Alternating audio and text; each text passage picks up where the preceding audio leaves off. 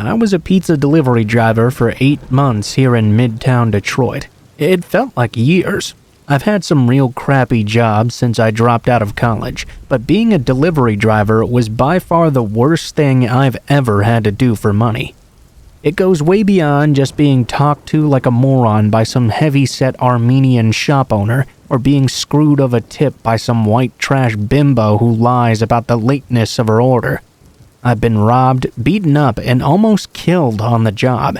The first time was when I was delivering to an apartment building over near 8 Mile. I had just gotten out of my car and was grabbing the pies from the back seat when I saw a group of teenagers rapidly approaching. They started to make jokes about how beat up my old Taurus was, and I suppose I'd be lying if I said they had no grounds to do so. That thing was a goddamn rust box. They were talking trash, and I was given as good as I got. Seemed like it was just a bit of fun.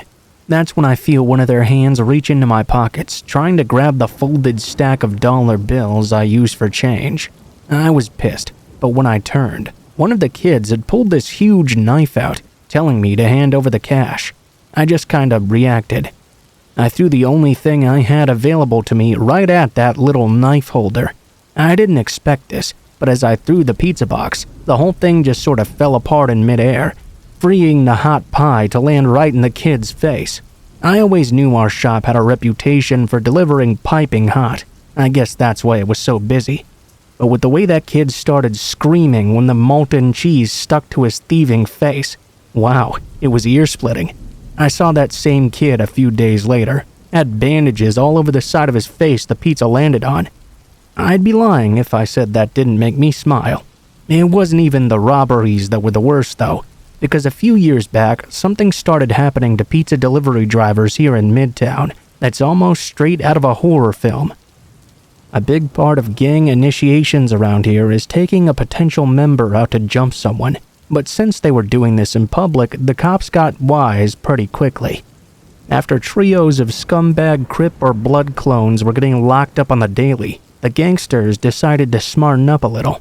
God knows whose idea it was, but some way, somehow, someone must have gotten the idea to ambush delivery drivers after luring them to abandoned spots throughout the city. The first I heard of this was a guy from another shop getting called to a quiet, mostly derelict neighborhood on the edge of town. He'd arrived at this big red brick house, walked up to the front steps. Apparently, there was a handwritten sign on the door that read something like, "Doorbell's broken. Come around back. There's a tip in it for you." Tip must have been the magic word that did the trick.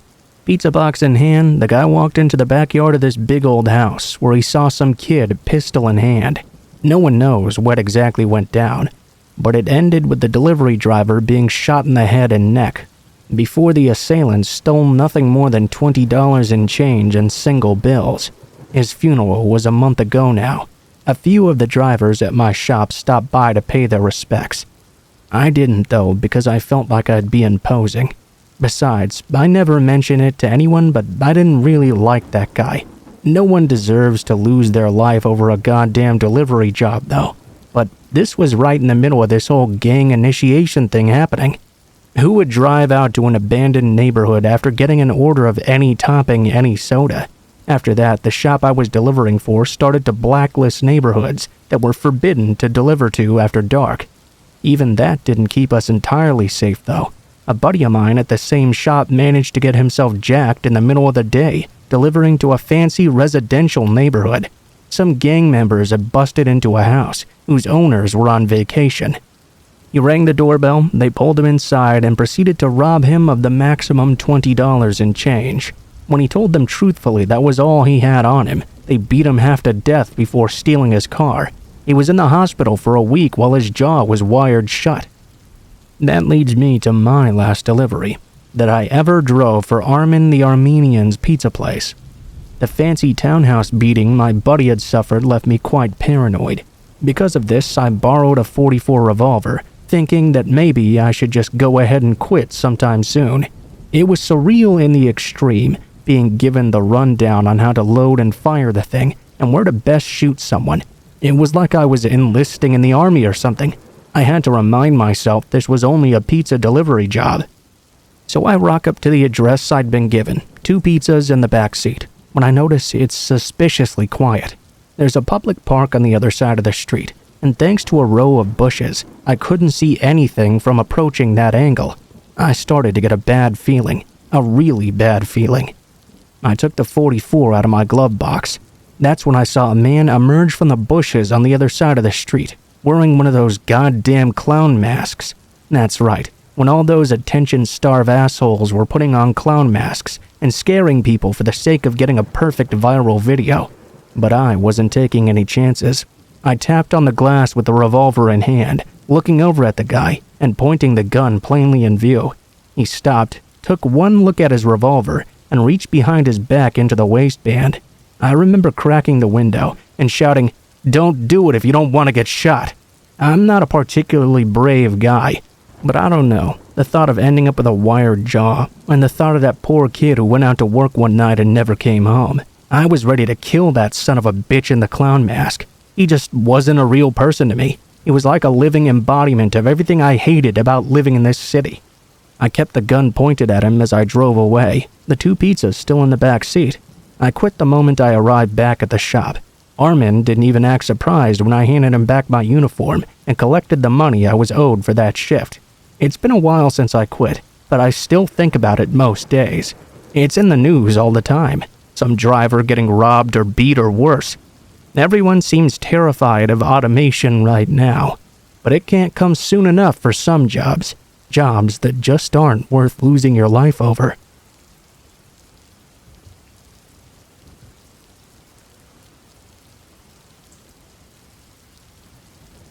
I've had a few delivery jobs that have given me the creeps over the years. 1 or 2 that I was pretty sure I was about to be robbed. Another where a gunfight between gang members unfolded right in the street I was delivering to, right as I was turning onto it. But these are just occupational hazards. Yeah, it sucks, but you get over it. Only one job has ever truly terrified me, one that scares me to think about even today. So, we get an order from an address that none of us drivers had ever delivered to before.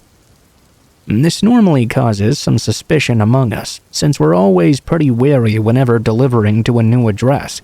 A fair few first-time deliveries end up resulting in an address getting blacklisted immediately. Sometimes they just try to stiff you for money, or scam to get a free pizza. Generally speaking, the drivers take turns delivering to a new address, and this time it just so happened to be my turn. So, once the order was completed and the pizzas were all boxed up, I took them out to the car and punched in the address to my sat-nav. It turns out the address was right at the very edge of our delivery area, pretty much right in the middle of absolute nowhere. It dawned on me that this could be the oldest trick in the book. Call the pizza in some hard-to-reach location, then demand it to be free once it takes more than 45 minutes to deliver. To my relief, though, I made it out to this old dirt road with plenty of time to spare. Yet my relief did not last long, at least not when I saw the state of the address I was supposed to be delivering to. The house was so run down, it looked like a squat. Like it had been commandeered by the homeless as a place to avoid sleeping rough. There was a rusty old pickup in the driveway, its wheels askew from years of misuse. I mean, this place was the very definition of haunted house. Needless to say, I was not expecting a particularly generous tip. As I took the pizzas out from my passenger seat of the car, I started to hear this faint whining noise. My ears picked it up immediately, and I froze, trying to work out just what that sound was and where it could be coming from. I came to realize it was the sound of a violin being played. More accurately, the sound of a violin being played extremely badly. These discordant noises carried on as I walked up the dirt pathway toward the porch and the front door. The drag of some old violin bow across dry, old strings that were way out of tune was creepy, sure, but not what terrified me. When I knocked on the door, the screaming cat sound ceased instantly.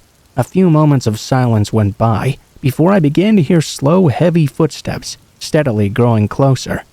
I can't be exactly certain, but I'm almost sure I could hear someone breathing on the other side, these heavy, labored breaths as I waited for the door to open. The silence was broken by a metallic snap of the door unlocking before hurried footfalls sounded on the other side. Someone had unlocked the door, then scampered away from it as if they were overly skittish about visitors. Hello? I got your pizza order here." I remember calling out, feeling the tension rise once again as silence engulfed the scene. "Come on, mister." A childish voice came from the other side. I wanted to turn tail and run at this point, but returning to the pizza place without the money for the pizzas would definitely mean a verbal or written warning from my manager. I already had one for turning up late, and I couldn't afford another. Reluctantly, I took hold of the door handle, turned it, and walked inside. The interior of the house was completely bathed in darkness. Only a handful of weak oil lamps gave me any sense of the layout. There was a figure crouched on a nearby sofa, the old violin lying next to it. "There's $15 here on the table, mister." The person sounded like a child, but they looked much bigger. On the small, dusty coffee table, right in front of the couch, there was a pile of change. Normally, I'd have taken issue with this, but to be honest, I was desperate to get out of there at that point. I'd have taken any form of currency. As soon as I stooped down to start sliding the pile of coins into my cupped palm, I started to hear labored breathing again. I dared not look toward that person. I could see their legs in my peripheral vision, but even then, I could see how unnaturally long they were. This person was clearly not a child. Sorry about the coins, mister. I saved them all up to afford this treat for myself. It's all I have." I told the person not to worry, in the sunniest disposition I could muster. The last thing I wanted to do was upset them. I pocketed the coins, barely having counted them at all. Hell, I'd come up with the difference myself if I needed to. I just wanted to get the hell out of there. As I turned to leave, though, hastily thanking the person for their purchase, I caught a glimpse of their face in the low light of the oil lamps. They were burned, horribly burned all the way up their arms and chest. The scarred flesh extended all the way up to their face and head. The person's only visible features were obscured by a small rubber mask. The mask didn't even cover their entire face, only a small central portion that concealed their eyes, nose, and mouth. It had a long wooden nose, kind of like Pinocchio. The small carved eyes were blank. I averted my gaze away from the mask. It was one of the most hideously sad and scary things I'd ever laid eyes on. Just as I reached the front door, I heard that same childlike voice emanating from right behind me. "Want to hear me play a song, mister?" Before I even had the chance to answer, to tell them I was too busy, they grabbed the old violin next to them and began to whine out a tune. Although the strings were almost totally out of tune, I started to make out the tune they were trying to go for. You know the one. If you go down in the woods today, you're sure of a big surprise. If you go down in the woods today, you better go in disguise. I rushed back to the driver's seat of my car before you could even say, "No, I'm out," scrambling to start the engine. I tried to make a quick getaway. I don't think the person had any intention of harming me. I certainly wasn't in as much danger as when those dumbass Crip Blood wannabes decided to shoot it out right in front of my car. But something about that scene still creeps back into my mind when I lie there in the darkness, trying to go to sleep. Something that means I'll never ever make another delivery there. I'll quit before I have to go back.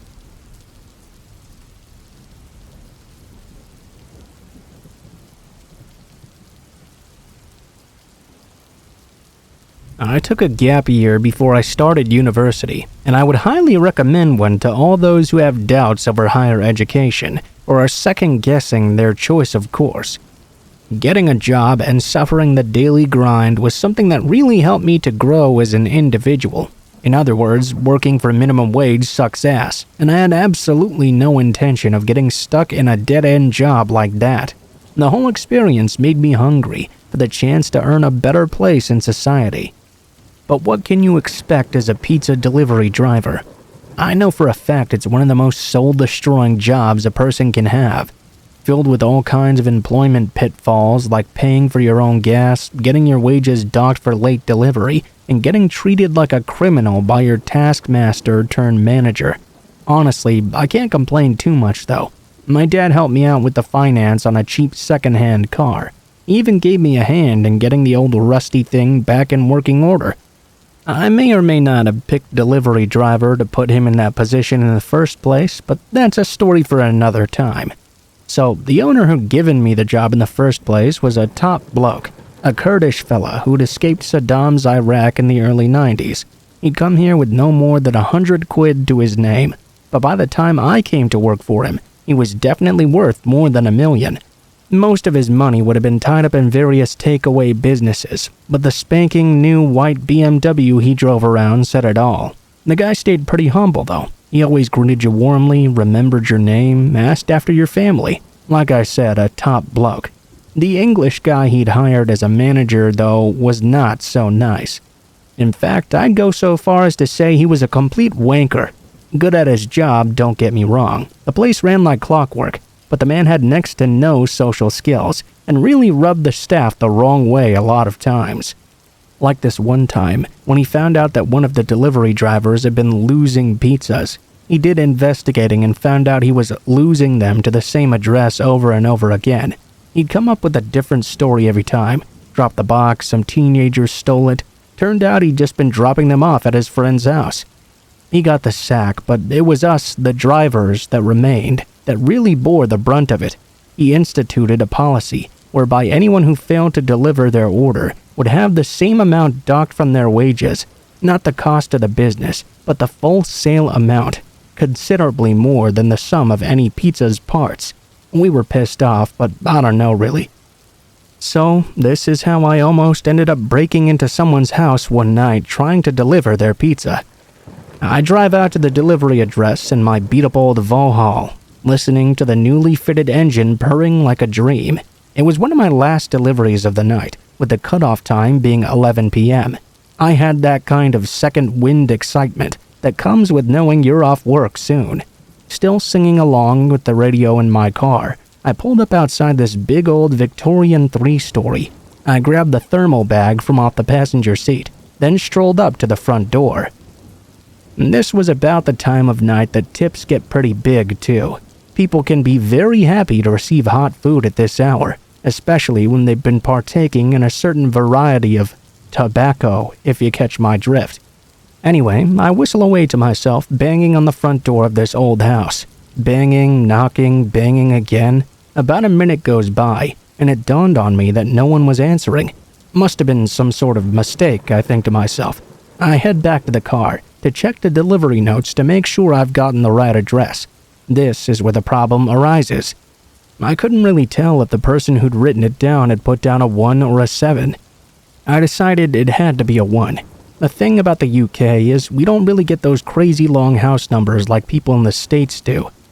So, with me being 90% sure this was the right house, but being 100% worried I was about to have £20 docked from my already meager wage, I set about trying to deliver this bastard pizza.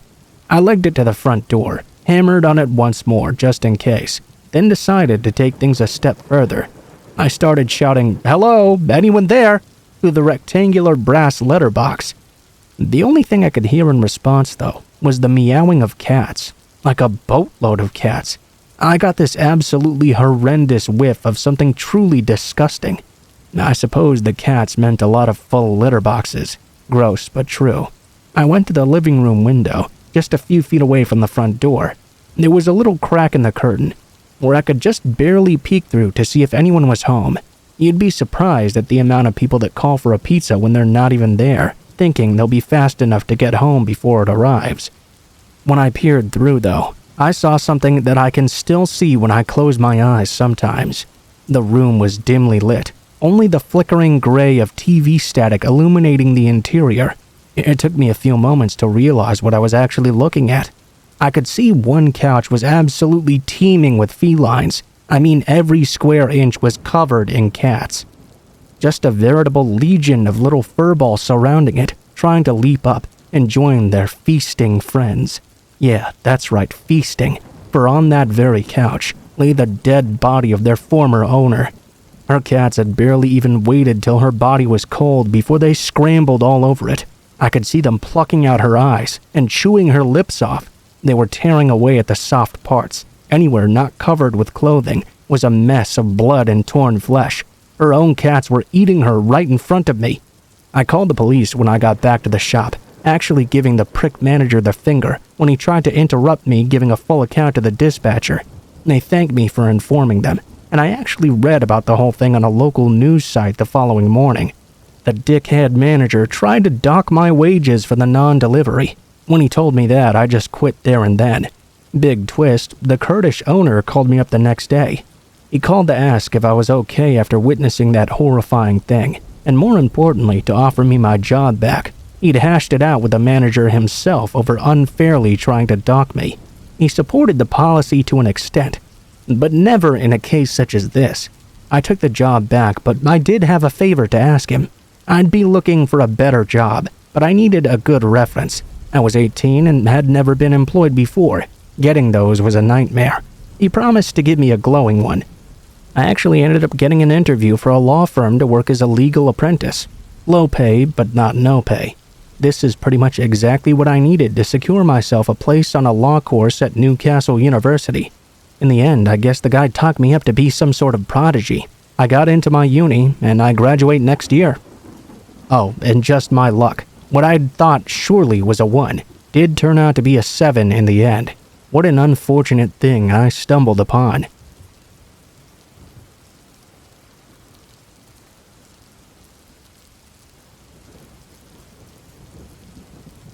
About 2 years ago, I used to work part-time at a popular pizza chain as a delivery driver.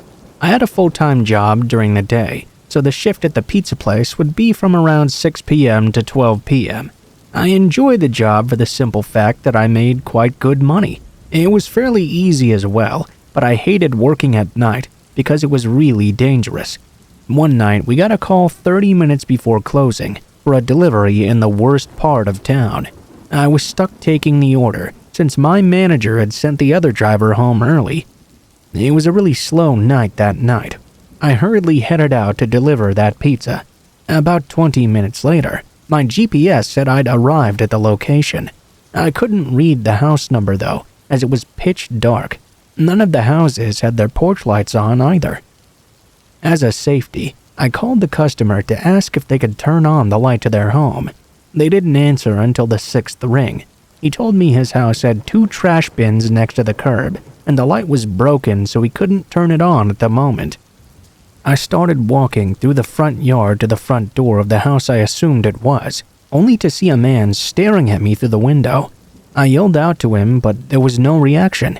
He didn't even move to open the door. I started to get goosebumps, and I decided to turn around and go back to my car. I called the customer once more and told him to come out to my car to get his pizza. He told me in a slow, creepy voice to ignore his roommate. He said the door was unlocked and to take the pizza to the basement because he rented the bottom floor. As I was on the phone, I could make out a small light from the window. The man that was staring at me earlier was now on the phone talking to me. I assume he thought I couldn't see him. I hung up and took off right away. By the time I got back to the restaurant, phones were turned over. Any complaints would have to wait until the next day. I was not delivering to any basements, and I went home taking that pizza for dinner.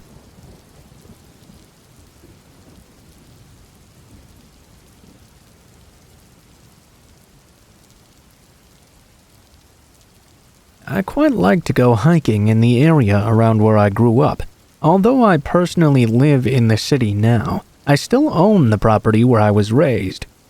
Whenever I feel like I just need to get away from the world for a while, I drive out there for a weekend, grab my hiking gear, and just go exploring. I tend to always roam in the same areas. My trips were infrequent enough that I could explore the same area over and over again and still manage to find a new experience. I do recall one time, though, when I hiked a lot further than I ever had before. I can't remember for the life of me what exactly possessed me to do this. I had gotten an early start in the day, I suppose, and just decided to see if I could discover anything new. After a while, I came across a cave I had never seen before. I was a bit surprised, because it was a good-sized cave as well. It had a very large mouth, and almost looked like the sort of cave you'd see in a television show, or perhaps a cartoon. I'm not sure if I'm describing it well, but the entire point is that I could very easily just walk right into this cave. I didn't have to crawl in or find some crazy way. It was a bit wet with some puddles and such, but as I was wearing some very water-resistant hiking boots anyway, I didn't mind too much. I guess in retrospect, it might not have been a cave at all. It might have been some sort of abandoned mine. I really have no way of knowing for sure, so I decided to go ahead and try to explore a little bit. This cave had a very dank and humid feeling. There was also a really strong creepy factor to it. It almost felt like someone was watching me the entire time. I hadn't run into anyone at all while I was out hiking though, so I wasn't really concerned with that feeling that someone was watching me. I didn't believe there would be anyone in that cave anyway. I was surprised to find that it was actually really deep. I was able to walk further and further into it. The ceiling didn't decline in any dramatic way, but I could see a few stalactites. They weren't really big. I had to be careful to keep from bumping into them though. At one point, I turned around to check and see how deep I'd descended so far. I must have been about 50 feet from the door of the cave at that point. I made a mistake and kept walking as I was turned around looking toward the entrance. When I turned to face forward again, I'd nearly walked face first into one of the stalactites. I tried to catch myself, but as I did so, I lost my balance and fell face first into a puddle. I was a bit upset at my clumsiness, but luckily I hadn't gotten harmed in any way. Then though, as I began to pull myself out of that puzzle, I thought I heard the distinct sound of someone laughing. I shook my head, realizing I must have been hearing things, but as I listened closer, I began to hear it again. This time it was very clear and distinct. There was someone laughing at me, a single voice, giggling. Completely creeped out, I leapt to my feet and didn't even try to regain my composure. I hurried out of that cave as quickly as possible. The laughing continued from deep in the cave, but it got lighter as I rushed out to the entrance. The walk home was creepy as hell too. I mean, I didn't hear the laughing since I'd left the cave, but I could still feel I was being watched while out hiking. The memory of what happened followed me to my childhood home, and I had a difficult time sleeping in the house that night. I honestly didn't feel comfortable until I left my family home and returned to the city.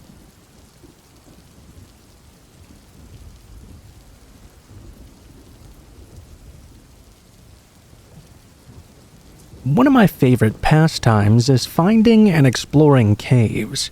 It's generally pretty fun for several reasons. It's interesting to find areas that might not have ever been seen by anyone else. Sometimes the caves can be very creepy as well, and I have to admit that the dangerous aspect of exploring is pretty exciting too.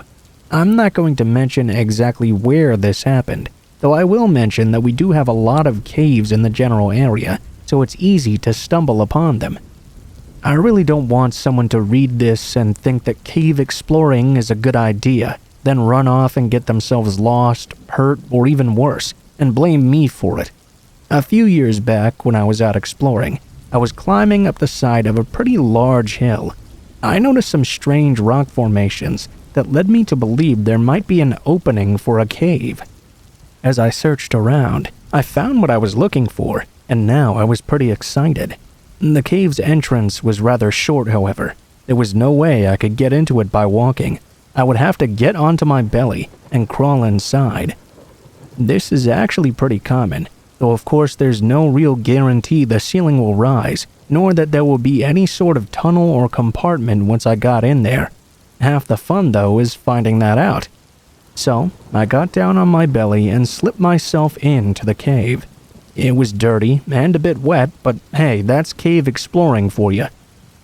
I quickly moved through it. I was able to move pretty quickly, because although the ceiling was low, it wasn't so narrow that I couldn't crawl at all. After a few minutes, I came to the end of the tunnel. There seemed to be a compartment at the very end. I reached over for my flashlight. I wanted to shine it into the cave to see what I was dealing with before stepping in. As my hand fumbled for it though, I heard something that gives me chills to this very day. I heard a distinct voice call out from deeper inside the cave. Get out of here right now, or else. I jerked and hit my head on the ceiling. I dropped my flashlight as a flash of pain shot through my body. Fortunately, although I was hurting, I'd not been knocked senseless. There was someone in that cave, and they did not want me there. I was going to leave. I scrambled on my belly, hands and knees, to reverse out of that cave as quickly as I could. It wasn't easy, and it took me many minutes. With each moment, each crawl forward, I expected someone to reach out and grab my ankle and start pulling me from behind. I expected whoever that man was to attack me and pull me back into the cave. I was pretty scared shitless, of course, but I made it out just fine, without my flashlight. I didn't care too much for that loss, though. I got up and ran far away.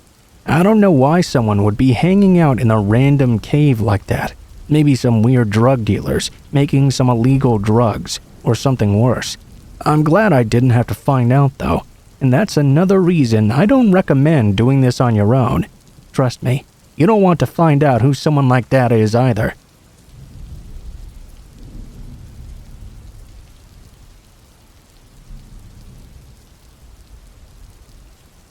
This isn't a very long story, but I do think it is very scary. I was out hiking with my girlfriend once, very deep into the woods. We often like to take a vacation and spend a week out camping together. It's quite wonderful, and you rarely run into other people. It kind of makes you think of the sheer size of our planet, that this kind of thing can happen with such a large population. Anyway, we were a couple of days out into our hike when the weather reports failed us. Large black clouds began moving in swiftly over the hills. We had a tent, but it seemed like the storm was going to be pretty violent. We needed to find a place to set up where we would be somewhat protected. Serendipity seemed to be on our side, as we found a cave nearby. We were able to put up our tent right in the mouth of it, and that gave us quite a lot of shelter from the elements. It had begun to rain before we were able to get completely set up, though, so we were a little bit wet in the end. We went inside our tent. We figured being a little wet wasn't that big of a deal. We were a bit worried about the severity of the storm, though, and what the ground conditions would be like after it was over. We tried to put that out of our minds for a moment, though, and get some sleep. All of a sudden, in the middle of the night, my girlfriend began to frantically nudge me, trying to wake me up. When I tried to ask her what was wrong, she quickly put her hand over my mouth and whispered in my ear, "I think there's someone out there." Immediately, I stiffened up. I looked at my watch, only to see it was past midnight. I didn't know why someone would have been out in the storm this long without finding some sort of shelter. It was coming down really hard. I whispered back to her and asked her how she knew this. She whispered that several times she'd seen a light shining through the wall of the tent. It wasn't right up against it, but someone was clearly shining a flashlight from a distance. I rolled over and tried not to make much noise. I wanted to see this light, if it were to come back after a short period of time. I soon confirmed what she was talking about. Someone was definitely shining a light into our tent. They weren't moving any closer to us, though, just wavering for a few moments, then disappearing. We tried our best to keep quiet. If they'd been someone looking for shelter, the two of us figured they would have come and tried to contact us. Whoever was shining that light was being hesitant for some reason. Either that meant they were nervous, or they were planning something less than desirable.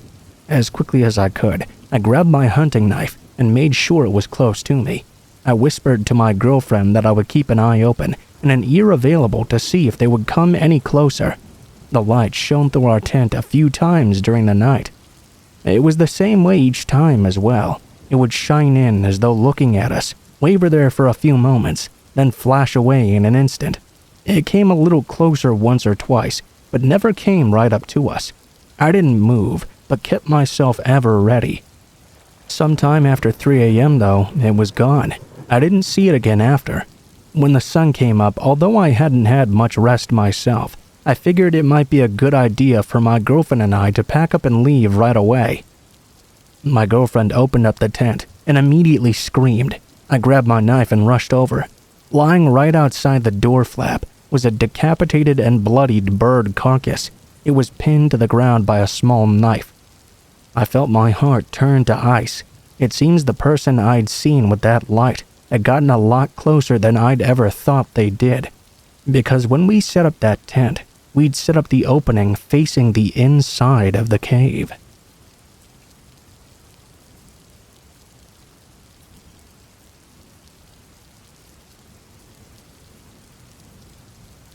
My brother used to tell me there was a witch who lived in the woods just behind our house.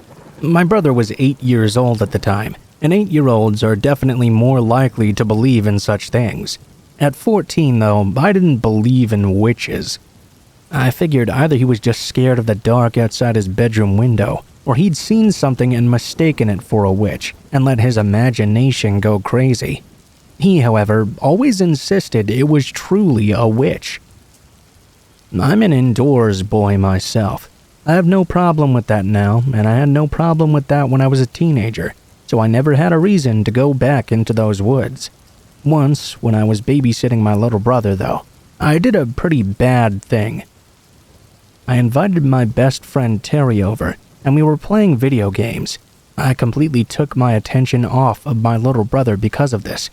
Early into the evening, I heard some noise coming from the backyard. Terry and I rushed to the door, only to see my little brother there. He was sobbing, saying he'd been out in the backyard when the witch had emerged out of the woods. She'd tried to coax him into coming to play with her. My brother, his name Patrick, had refused. He said he knew better than to go with strangers. He then claimed that the witch got angry and began to come towards him while cursing him. That's when Patrick ran up to the door and the witch disappeared. I felt like a jerk. I really should have been paying more attention, but I tried to explain to Patrick that there was no such thing as a witch. Surely he'd seen a stranger and thought they were a witch. He seemed very upset that I didn't believe him. Right then, my best friend Terry challenged me to go into the woods if I was so confident that witches didn't exist. I tried to decline. Of course, he began to call me a chicken, and now, suddenly feeling brave, Patrick joined in and began to mock me as well. So, of course, I said I would because there was nothing to be afraid of. Patrick and Terry followed me to the forest. The dare was that I would walk 50 yards in before I came back out. I had no idea how to measure that myself, but I figured I could just guesstimate. I slowly walked into that dark forest. I tried to keep a brave front, but it was just a bravado. I was actually really scared. It was pretty dim outside, and I didn't have a flashlight either. It would have been easy for the light to play tricks on my eyes. I'm not sure how deep I'd gotten into the woods when I saw something that truly scared the crap out of me. There seemed to be a small clearing just up ahead of me. There was nobody there, but I could see 5 or 6 old dolls laying on the ground. Some of them were dismembered, with their body parts strewn about the clearing. There were these strange symbols carved into the trees as well. I can't really describe because I'm not sure exactly what they were. I can't say they were witchcraft symbols without knowing what those are, and I wasn't scared there was a witch in the woods either. But the fact there was indeed someone out there acting weird meant it was pretty likely my brother had actually been enticed into the woods by someone, witch or not. This freaked me out pretty badly. I definitely wasn't going to tell my little brother about it though. That would scare him way too much. I grabbed one of the dolls to show to my best friend as proof. I hid it under the back of my shirt when I came back out. I insisted there was no one in the woods and nothing to be scared of, which made Patrick feel really relieved. Later in my bedroom, though, I showed my best friend that doll as proof. He thought it was pretty awesome. Afterwards, I took it and threw it in the garbage can on the back porch. Later that night, I was doing some homework when I suddenly heard a noise. It sounded like a raccoon had gotten into the trash can. Annoyed, I walked over to the back porch and turned on the lights. I gasped as I saw a large woman. She must have been 6 feet tall, standing naked on the back porch. The lid to the trash can was off, and in her hand she was cradling the doll I had thrown in the garbage. The light seemed to have caught her by surprise. As I shined the light in her face, she looked at me, and I saw the craziest eyes I'd ever seen. Before I could react at all, the woman took off sprinting into the woods. I had to call the police about what happened. I didn't care that she'd gone through the garbage to get her doll, but I now fully believed what Patrick had been telling me. This was that witch, and if that woman was trying to entice him into the woods that day, she would come back again in the future. The police found her in the woods and took her away. I hope to a psychiatric ward to get some help or something. I don't know much more about why she was out there, but I'll never get that picture of her that night out of my head.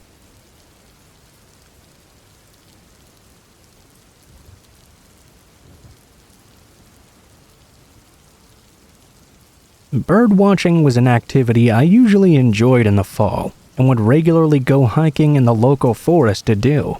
It was never pleasant to go for hikes in the summer. Too much sweat and too many bugs always made a miserable experience, but the fall was just the perfect time.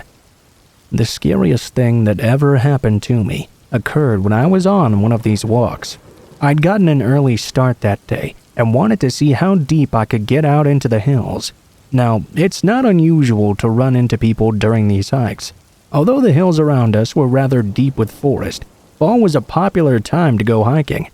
This day, I was out in the woods for several hours, though, without seeing a single person. I was looking through my binoculars in a cardinal direction when I heard a twig snap not too far behind me.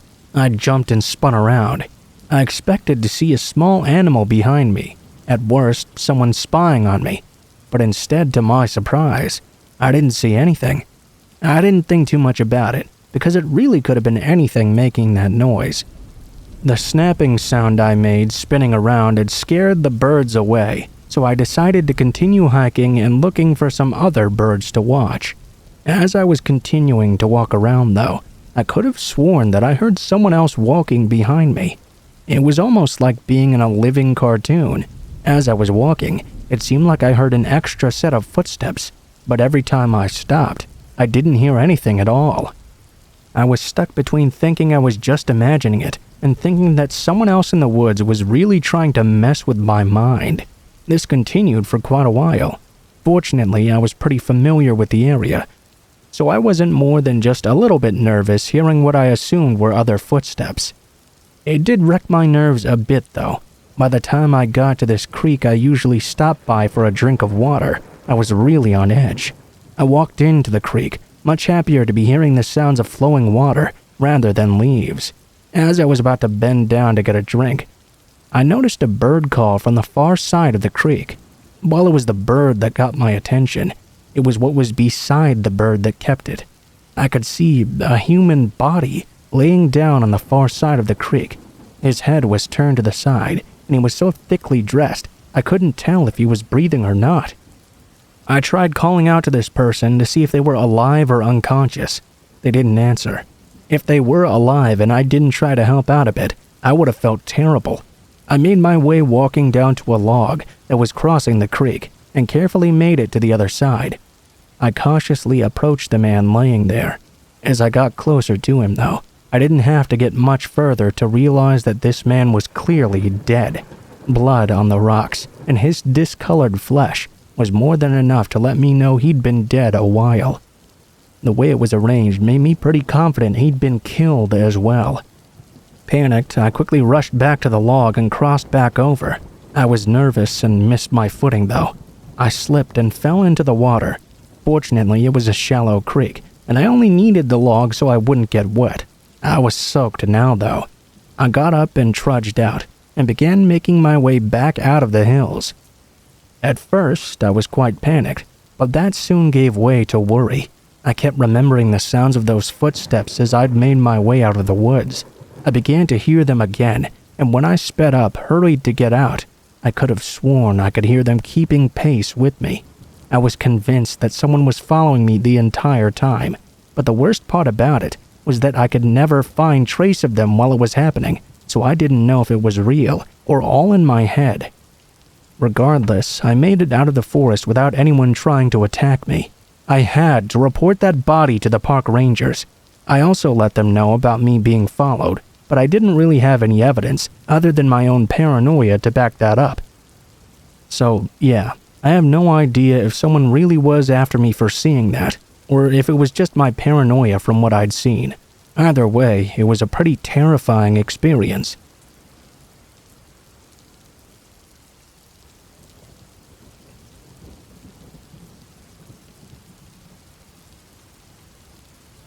I know a lot of kids have been bullied growing up. Now that I'm an adult, I have friends who tell me that when they look back, they don't see their experiences being bullied as nearly as bad as they seemed when they were younger. The only sense I can make out of that is that they must not have been bullied nearly as badly as I was. There's no way I can look back on my childhood bully and not think he was the worst person on the planet. My parents tended to move around a lot. Many of the moves were pretty dramatic as well. In most of the places we lived, I had no trouble making new friends. Right before I turned 13, though, my parents moved to a town in rural Tennessee, which was much, much worse. Right away, I began getting tormented by a bully named Gaylord. I guess the only way I could look at him with any sympathy was that his parents had actually named him that. Apparently it was after some sort of baseball pitcher, so he claimed. I have nothing against gay people myself, but it was a very strange name.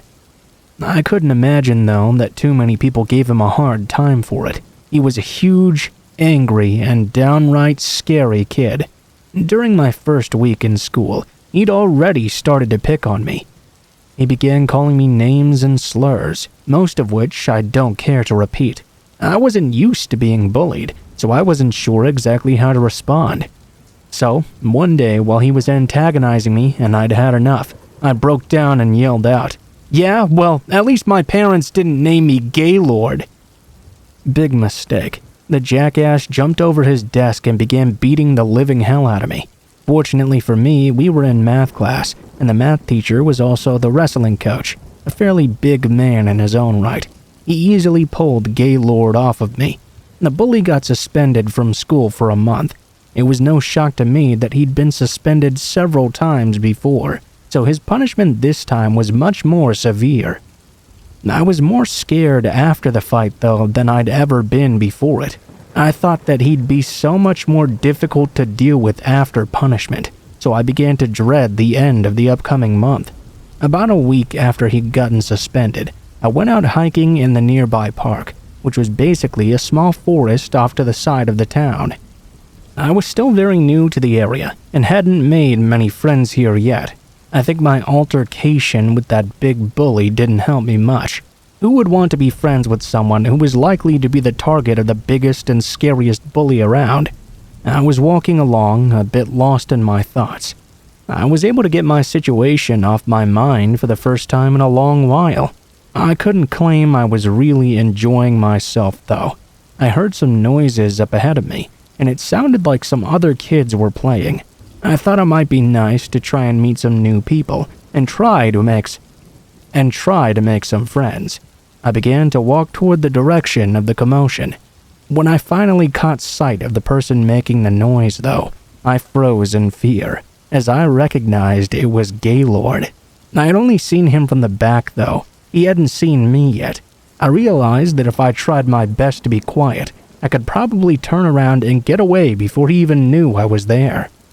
The biggest tough luck moment of my life came at that moment, though. As if he had a sixth sense, he slowly turned around and his gaze met mine. The sickest, most psychotic look I'd ever seen on another human being's face flashed across his features. Terrified, I didn't wait for him to do anything. I turned immediately and began running. I knew that he had to be chasing me, but I tried not to think about it. I just ran. I tried not to think about what he would do if he caught me. I knew that it would be awful. Mid-step, I suddenly felt something hit me from behind. I knew it was him. I yelped and fell hard on the ground and severely bit my tongue. I found out later I'd nearly severed it. My mouth filled up with blood immediately. Gaylord took me, threw me on my back, and more blood began pouring out of my mouth. He began severely beating me. I put my hands up, but I could barely protect myself from this psychopath. He pounded me over and over. My head was growing fuzzy, and I knew that I was going to die. Everything went black. When I woke up, I was still laying in the forest, but it was completely dark and nobody was there. Every part of me hurt, and my tongue felt like it was the size of a football. I was able to pull myself up to my feet and began trudging through the forest. It hurt for sure, but it wasn't nearly as scary as just walking around. I kept expecting him to jump out at me at every turn. I remember hearing an owl hoot and actually screamed a little, which of course hurt my tongue further. I didn't think I would make it through the forest, but after a bit of plowing on, I finally made it out. I went up to the first house I came to and knocked on the door. As the door opened, I freaked out. I completely expected to see him standing on the other side. I started crying. Luckily, it was a kind elderly woman who was shocked to see me there. I must have been quite the sight. I tried to tell her that I needed an ambulance, but because of my tongue, I couldn't actually talk. I didn't need to, though. It was quite obvious. She called 911. At the hospital, I learned how badly my tongue had been torn. It was being held on by only a thread of muscle. I had a broken cheekbone, a fractured skull, a concussion, a broken arm, and 3 broken ribs. I had to inform them through writing who it was that attacked me. He was arrested and spent the next 5 years of his life in juvenile hall. Well, at least he was sentenced to it. My parents moved out of town long before the 5 years were up. I don't look back at my bullying experiences as something that wasn't as bad as I remembered. It was as bad as I remembered, and for years I was terrified to be in the dark. I was terrified to go out into the woods. I was terrified to go to school, and terrified to be alone. He took a lot from me, and I wish he had nothing but the worst life.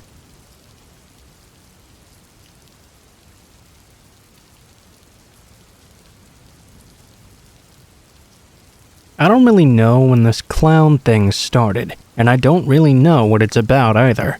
All I know is that I had a really weird encounter, and just recently as well. I work at a fast food restaurant, you see. I work the closing shift all the time, and I myself don't have a car. My home is in an older neighborhood. My parents left me the house, so I own it outright. That's how I can afford to live in a house alone, while only working a fast food job. One thing the job doesn't afford me, though, is a car, so I have to walk home every day after I get off work. On the night this happened, I got off from work around 1 o'clock in the morning. I then began to walk home. I live in a fairly small town, so of course it's rare that I come across much of anyone this late at night. It's usually a quiet and very peaceful walk home. When I turned onto my street, though, I immediately noticed something very odd. Normally when I leave for work, since I know it will be really late when I get home, I always leave the porch light on for my house. But even though my house was much further down the street, I could already tell the light was off. Well, it could just be a burnt-out bulb, right? I guess that should have been the first thing that came to my mind. It wasn't, though. For some reason, I got nervous very quickly. My first thought was that somebody must have broken into my home. I began walking down the street rather cautiously. I kept to the sidewalk while straining my eyes to see what was happening. Then I noticed there seemed to be someone standing on my porch. Okay, so a burnt-out bulb and someone standing on my porch.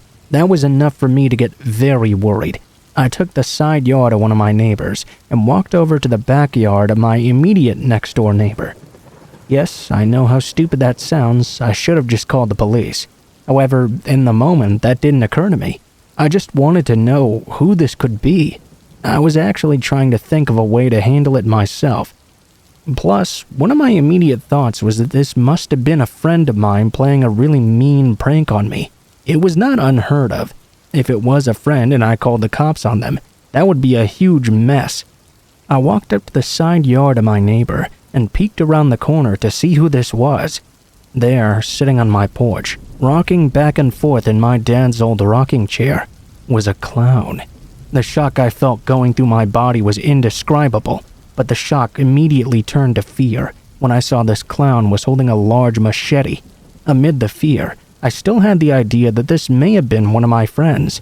We pranked back and forth, but this sort of prank was really bad. I decided the best thing to do was call the police, even if it was one of my buddies. Better to take the chance than end up dead. I quickly ducked back into the side yard. I called the police and told them there was a clown with a machete on my porch. This is when I found out about the recent clown sightings. The dispatcher didn't believe me at first and thought I was falsely reporting because of the popular trend. I insisted that was not the case though, so they sent out a car. I waited in the side yard for 20 minutes, waiting for the officers to arrive. It was 20 of the most terrifying minutes of my life. Finally, I saw the flashing lights of the car turning down the street. No siren though. As the cop car passed by my neighbor's house, I decided to come out and go over to my own. I felt safe finally. When I turned the corner, I noticed the clown was gone. My porch light was still out, but the clown was nowhere to be seen. I walked up and talked to the officer and explained what I'd seen. I don't think he believed me. He must have thought I made up the entire sighting. Still though, he checked the house out for me at my request. I guess it was just in case, and there was no clown in my house luckily. I locked myself in the house when he left and closed all the blinds. I had to tell you, it was a long time before I felt comfortable at night again. That was the scariest night of my entire life.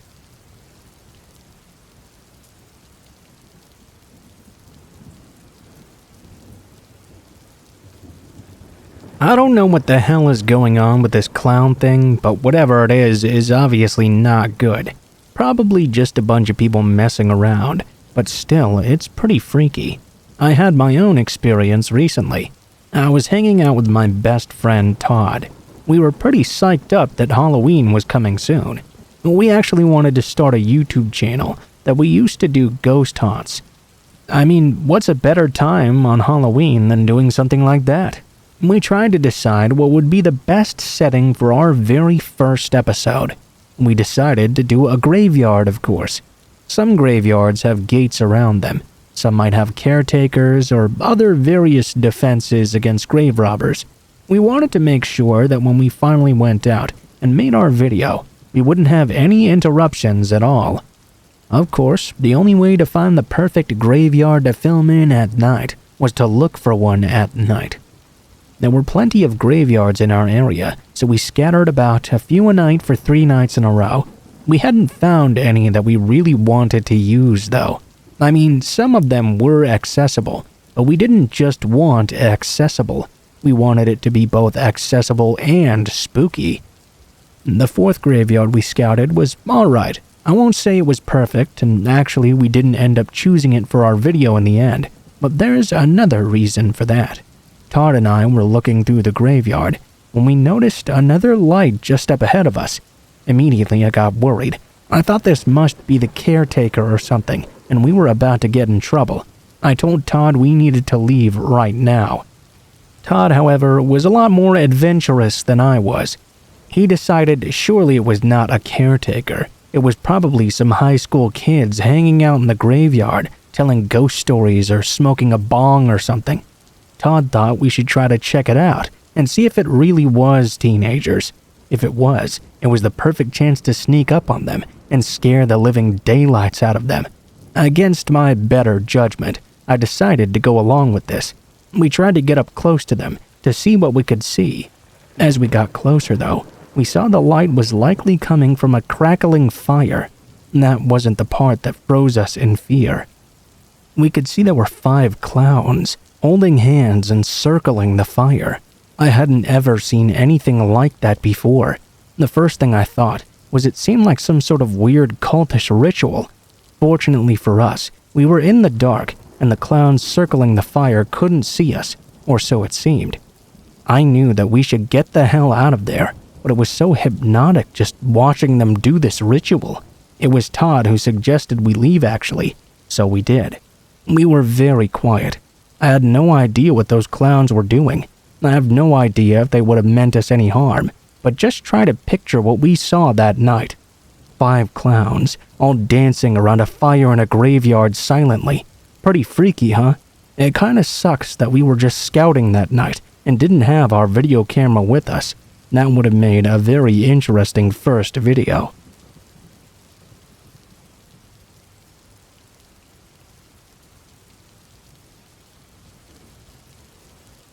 So I had the strangest thing happen to me the other night. I live in an apartment building, in a one-bedroom apartment.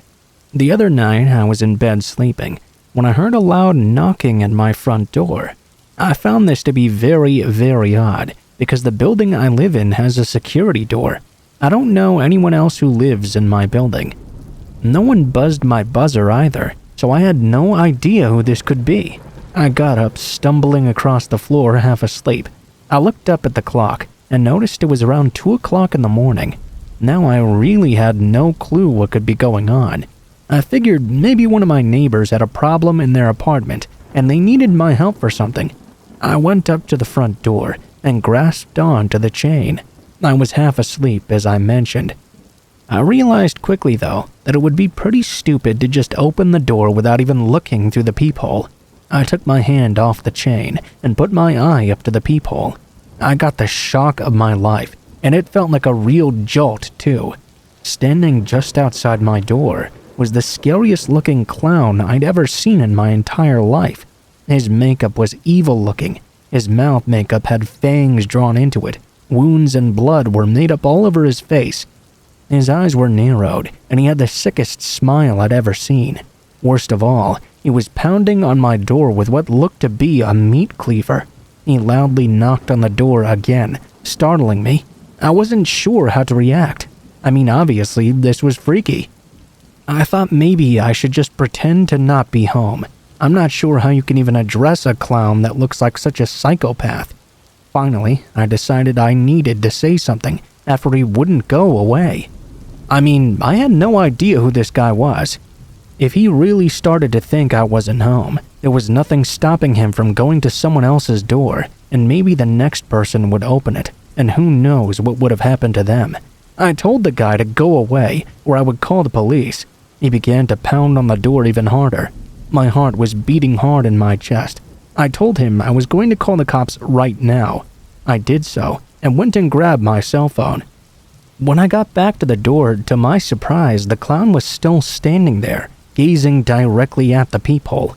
When I returned, he backed away, held the cleaver in the air, and began to spin around in a circle laughing. He danced over to the stairwell, opened the door, and then he was gone. I reported it to the police, of course. It was very terrifying. I'm just glad that nobody got hurt.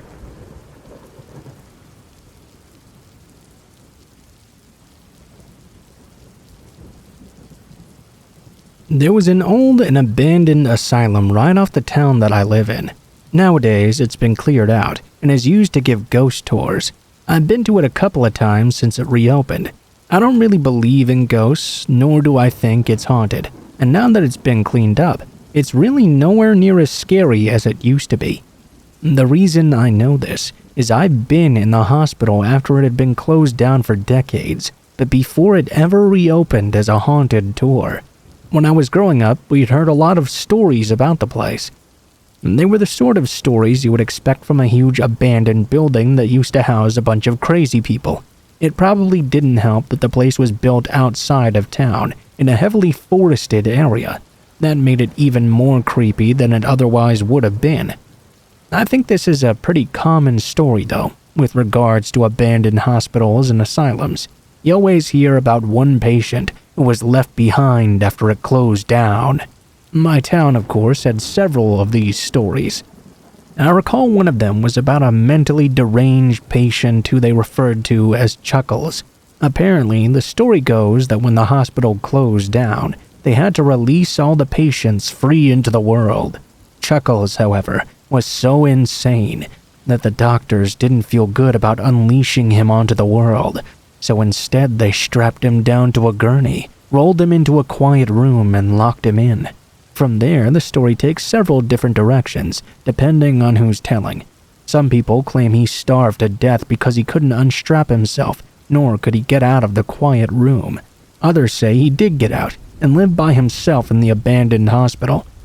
He would roam around in the forest surrounding, finding food to live on. They also claimed he would kidnap kids if they were hiking in the forest, or that if teenagers pulled into the forested area to make out in their cars, Chuckles would appear upon them and kill them. My personal belief was that all of this was obviously total bullshit. One day when I was 15, though, my buddy Eric and I were really bored. he suggested we take a hike through the woods and try to find this old asylum. I was cool with it. Like I said, I didn't believe any of the old stories, so we set out through the woods trying to locate this place. Actually, it didn't take us very long at all. There was an old gravel road that led toward the front gate. The building was huge and covered in graffiti, and the brush was completely overgrown. We assumed that since it was private property, it was likely that there was a caretaker of some sort. If there was, though, we didn't run into him. Eric and I made it through the grounds easy enough and wound up at the building. We were looking for a broken door or perhaps a window so we could get in. Eventually, we came across a window that was covered with a single piece of plywood. We managed to pull the plywood off the window without making too much noise, then lowered ourselves through the window and into a room. As I mentioned before, I've since taken the ghost tour in this building. Nowadays, it's pretty much emptied out. When Eric and I broke in that time, though, it was shocking to us just how unkempt the place was. There were gurneys, wheelchairs, other random hospital equipment that was completely rusty, strewn throughout the rooms and hallways. It almost seemed like when they closed it, they'd just thrown the trash around everywhere. Trust me when I say that when we broke in, it was infinitely creepier than any ghost tour could ever be. They do tours in the dark, but it's not even that bad. There are not only a lot of people around, but there's barely anything in any of the rooms anymore. Plus, all the doors have now been taken down. When we were exploring, though, all the doors were still intact. Many of them were closed and locked. There was tons of garbage and equipment that anyone could be hiding behind. I honestly felt like I was being watched the entire time. I can't recall how long we were in the hospital. We spent a good amount of time exploring, though. Eventually, Eric had gotten a little bit ahead of me while I was exploring what looked to be some sort of operating room. He began shouting at me, telling me he'd just found something extremely urgent. I ran over to him, and he was standing in front of this big door. It seemed heavier than the rest. He was trying to open it when I got there. I saw what had gotten his attention. It was a quiet room. Someone had put graffiti on the door as well, which read Chuckles. Eric was unable to open the door, but it did have a small window in it. He took his flashlight and shined it into the room. He told me to look inside as well. When I did, my heart nearly stopped. In the room was a single gurney with broken straps on the floor. In one of the corners was what appeared to be a long-since dead body. It was decayed beyond belief, but it was definitely a dead person. That sincerely creeped us out, and we left right away. Since then, when we took the ghost tour, the door had been removed. There was no longer any gurney in the room either. What's the most weird, though, is that the tour guide never mentioned anything about Chuckles. You would think they would, since it's a pretty freaky story. They never mentioned that body either. I mean, what's scarier than a person so psychotic he was strapped to a gurney and left to die in the hospital? It gives me shivers even today.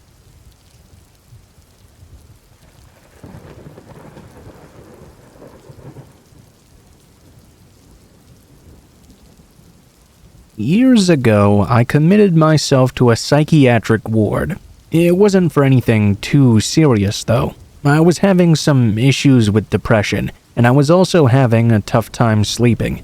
If you've never been in a psych ward before, you may not know what it's actually like. They're, of course, not exactly like what you'd see in the movies. The one I was in was a really clean and well-kept place. The people working there were all super nice as well. I had a nice bed and a room all to myself, and it even had its own private bathroom. The worst thing about being in the psych ward, however, was the complete boredom. Everything is completely organized. You even have a distinct bedtime, too. I know that sort of thing is supposed to be good for people with insomnia problems, but it made it even more difficult for me. I'm very much a night person. I like sleeping in and staying up late. But at 10 p.m., all the patients had to take their medication and go to bed on the dot. Even though they gave me sleeping pills as well, it was pretty aggravating because I couldn't fall asleep so early no matter what I tried. The first few nights were pretty terrible. The medication they gave me was zolpidem. It didn't really help me go to sleep though, and if you know much about this medication, it can also make you hallucinate if you don't fall asleep. I was quite aware of this, but I was having so much trouble with not sleeping that I was willing to risk this. On the third or fourth night that I was there, about an hour after I'd taken the medication, I was still tossing and turning in bed. I turned over and opened my eyes. When I glanced over at my bathroom door, I saw the door slowly begin to open from the inside. It didn't open very much, but it was just enough for me to see most of a face hidden behind the crack in that door. I couldn't make the face out very well, but I could tell it was not anyone I had ever seen before. The person didn't seem to acknowledge me in any way either. I froze at first. My brain was still pretty foggy, but I had enough wherewithal to know that I was likely hallucinating. Rather than freak out and call for someone to help me, I tried to close my eyes and go to sleep anyway. As I laid there, though, I couldn't help but think about that face in the crack of the door. It made it even more difficult for me to fall asleep, but I truly believed it was only a hallucination. I kept my eyes tightly closed. I figured that feeling would go away, and eventually I'd just fall asleep on my own. After a while, though, I realized that something was keeping me from falling asleep. I rolled over on my back and opened my eyes. A sudden shock reverberated throughout my body. The person who'd been in the bathroom was now standing right over me, grinning down at me. I jumped up from being so startled. The person reached down and slapped their hand over my mouth to keep me from screaming. It was right then, when I felt their touch, that I realized this was a real person and not a hallucination. I had only been in the ward less than a week. I figured I must not have known everyone who was there yet. I struggled, but the man was so strong. He held me down firmly, his hand covering my mouth and nose. All I could think to do as this guy began to smother me was to flail around recklessly. I luckily smacked the lamp on the nightstand and knocked it over onto the floor. The loud crashing startled the man, but he still kept his hand firmly over my mouth and nose. Fortunately, though, the crash had attracted the people at the night desk. They rushed into the room and pulled the man off even as he continued to try and smother me. The man just kept staring at me, this time with a stern look on his face, as they held him down. While I stood there still in shock, an intern rushed in and sedated the man. I later found out why I'd never seen that particular patient before. He had been spending time isolated for severe behavioral issues. Apparently, he'd just been let out that very same day. I have no doubt he was put back in soon after. I got discharged the very next day. There was no way, with his issues needing to be addressed still, that I could spend another single day there.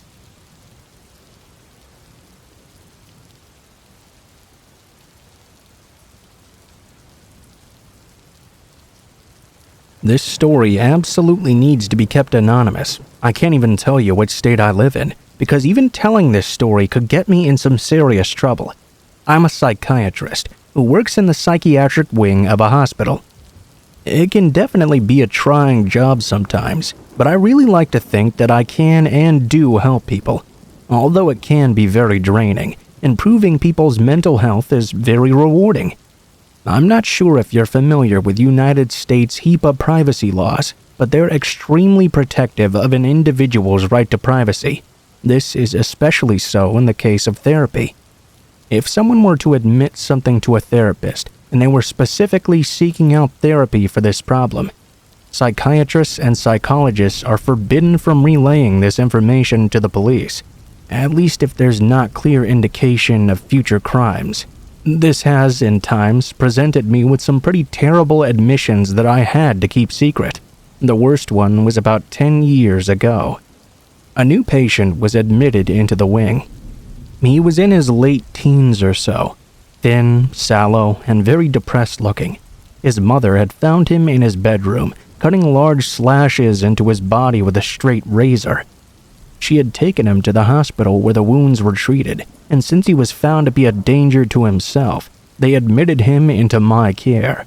I'll call him Kyle, although that's definitely not his real name. I've dealt with a lot of people who've had some pretty severe psychological issues. Kyle, though, was a bit different. If I had to diagnose him, he was likely suffering from an extremely severe conduct personality disorder. Think the kind of teenager who kills small animals, for example. Very often, conduct disorder in a teenager will manifest itself into antisocial personality disorder as an adult. The technical term for this is what you'd call psychopathy. Anyway, Kyle didn't really cause many problems in the ward, although he didn't talk much at all either. This was unusual, because generally conversation was the most common activity amongst all patients. Instead, he would always just ignore everyone and sit and stare at the TV, regardless of what was on, or if it was on at all.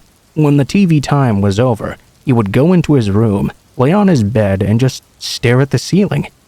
Kyle had been in the psychiatric wing for about 2 weeks. When I was talking to him about why he was cutting himself, the subject had come up several times before. He always avoided it. I, of course, needed to know what was going on, though, so I brought it up in every therapy session we had together. So the two of us were talking one day, and I really didn't expect to get any further with him than I ever had before. This time, though, when I asked Kyle why he'd been cutting himself, he suddenly and very quickly responded, "Because I wanted to see the way she felt when I cut her up in the same way." I was shocked. I asked him to elaborate. "If my mom hadn't stopped me, I would have known what she felt like when she bled to death." I asked Kyle what he was talking about. He didn't offer me any new information at all. He just repeated he had slashed some girl in the same way, and that she had painfully bled to death. He wanted to know how it felt himself. I couldn't tell if he was serious or not. I did some research, of course, and there didn't seem to be any recent murders or missing girls in the area. As far as I could figure, Kyle must have been lying. On the other hand, I couldn't discount the fact that he may have been admitting to a real murder. You see, Kyle was well aware that admitting to a crime, including murder, when seeking therapy in relation to that crime, prevents a doctor from contacting the authorities. I had no choice but to keep his secret, which may have been why he was so forthcoming with this story and told me that. The first thing that went through my mind was that if this kid really killed someone, he and I would be the only two people to ever know. In actuality, I can't really tell if he was making the story up. Maybe he was. He probably got annoyed at me that I kept asking him why he was cutting himself. He was that sort of kid. He was dark for the sake of being dark. But there was something about him that wouldn't stop me from being scared to death of this kid. Thankfully, it allowed me to keep him longer in the psychiatric ward for as long as I deemed necessary to protect others from him. I never could find out if he really murdered anyone, and he never mentioned it again. But I kept him under strict observation for a very long time.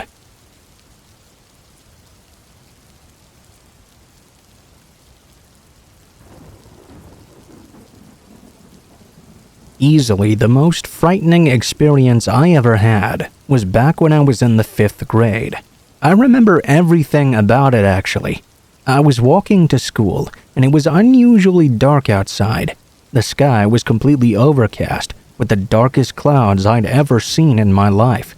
I did have my umbrella with me just in case it was going to rain, but I made it to school before that happened. I have to admit to being very distracted that day. I spent most of my time looking out the window. The teacher had to call my name several times to get my attention, on more than one occasion as well. I couldn't help it, though. There was something very different about the way the approaching storm seemed to me. There was something about it I'd never really noticed in any other storm. I just wasn't really sure what that was. It began to rain quite fiercely about a half hour before lunch. The dark sky was lit up several times by strikes of lightning, and cracks of thunder drowned out my teacher's voice. I was quite mesmerized by what was happening. I'll always remember this part quite vividly. The bell that signified it was time for lunch sounded out. My teacher got up and told us to line up at the door. No sooner than I had gotten up from my desk, though, I heard the drill alarm begin to go off.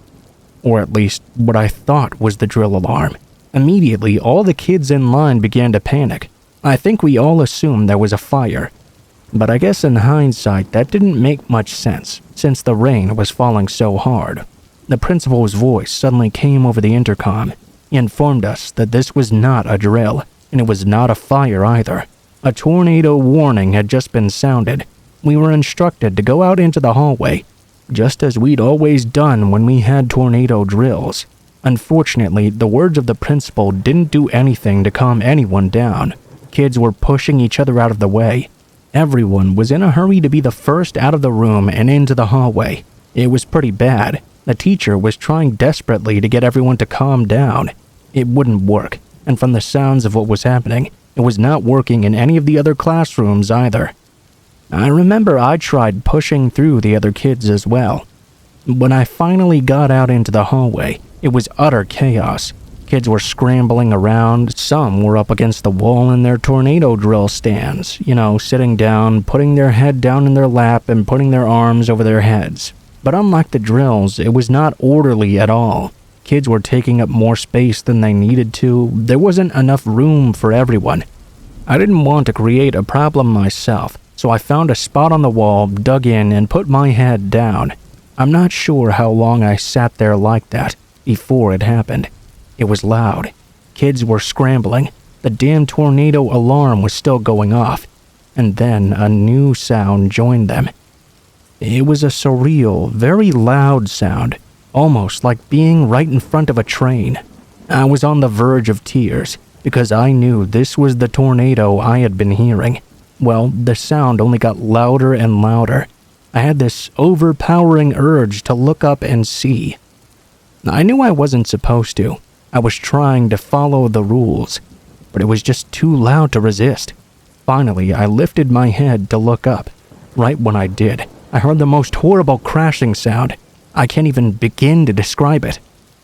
I watched as the side of the school was torn right open before my very eyes. I couldn't see a funnel or anything, but I knew the tornado was slamming into the school just down the hallway in front of me. I was terrified. I didn't know what to do. For some reason, it crossed my mind that if I simply put my head back down and covered up, it would all be all right. I mean, if the adults tell you this is the way to protect yourself, what else can you do? So that's what I did. It was horrible, listening to the sounds of the tornado, hearing children screaming in despair, and hearing the school being torn apart. Throughout all of it, I tried my best to keep my head down and keep myself locked in place. I don't know how long that lasted, but it seemed like forever. Eventually, the noise died down. The tornado was gone. I waited, still scared, until a teacher tapped me on my shoulder and told me it was okay to get up. The area where the tornado had hit the school had been absolutely obliterated. If you've never been in a tornado before, I know a lot of people have said they really want to see one, but really, I don't think you do.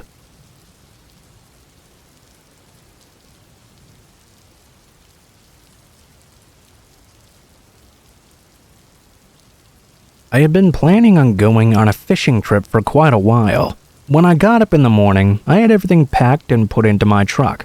My boat was secured, and I set out before the sun had even come up.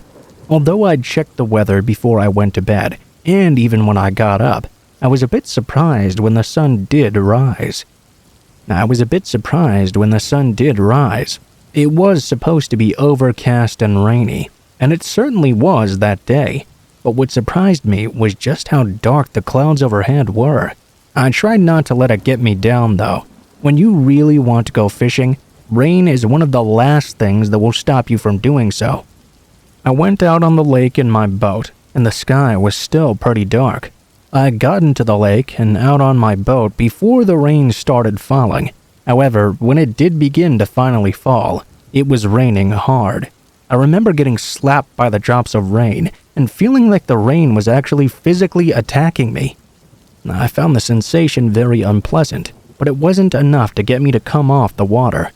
When the sky was positively lit up by the scariest lightning I'd ever seen in my life, though, I decided it might be best to put my fishing trip to an abrupt end. I started the motor and started to head for land. The lake was not very big, so it wouldn't take me very long to get to shore. Getting my boat out of the water in that weather, though, was not going to be fun. Suddenly, though, something caught my attention. I began to hear the strangest sound I'd ever heard. It sounded like a loud and wet crash. That might not be the best way to describe it, but it's the only way I can think of at the moment. I turned around and was absolutely shocked at what I saw in the distance. A small, thin tornado had just touched down right on the surface of the lake. I began to panic. I mean, anybody would. You like to think you'll be calm and act rationally when these things happen, but no, I definitely could not. Hell, I almost wanted to jump out of my boat and swim to shore. Of course, that would have been absolutely stupid. My boat was way faster than I was, but something in my head was just telling me that was logical. Instead of following that thought, though, I kept on heading for shore. I couldn't take my eyes off this sudden waterspout. Every time I looked forward, it was only for a second before I looked back. And yeah, I could see this waterspout was heading right in my direction. As I said, it was not a big lake, so the spout didn't have a lot of places to go. When I'd finally reached the shore, the tornado had made some serious ground on me. I couldn't risk trying to dock my boat. I was just close enough where I could jump out of it and on to the dock. I began to run as fast as I could to my truck and jumped inside. Just as I'd started it up, I saw the scariest thing I'd ever seen. The waterspout rushed over and picked my boat up out of the water as if it were a feather. The boat was thrown through the air before it came crashing down only a few yards away from my truck. I shot the truck into gear and took off. Fortunately, I was able to get away in the end, but that was certainly very scary.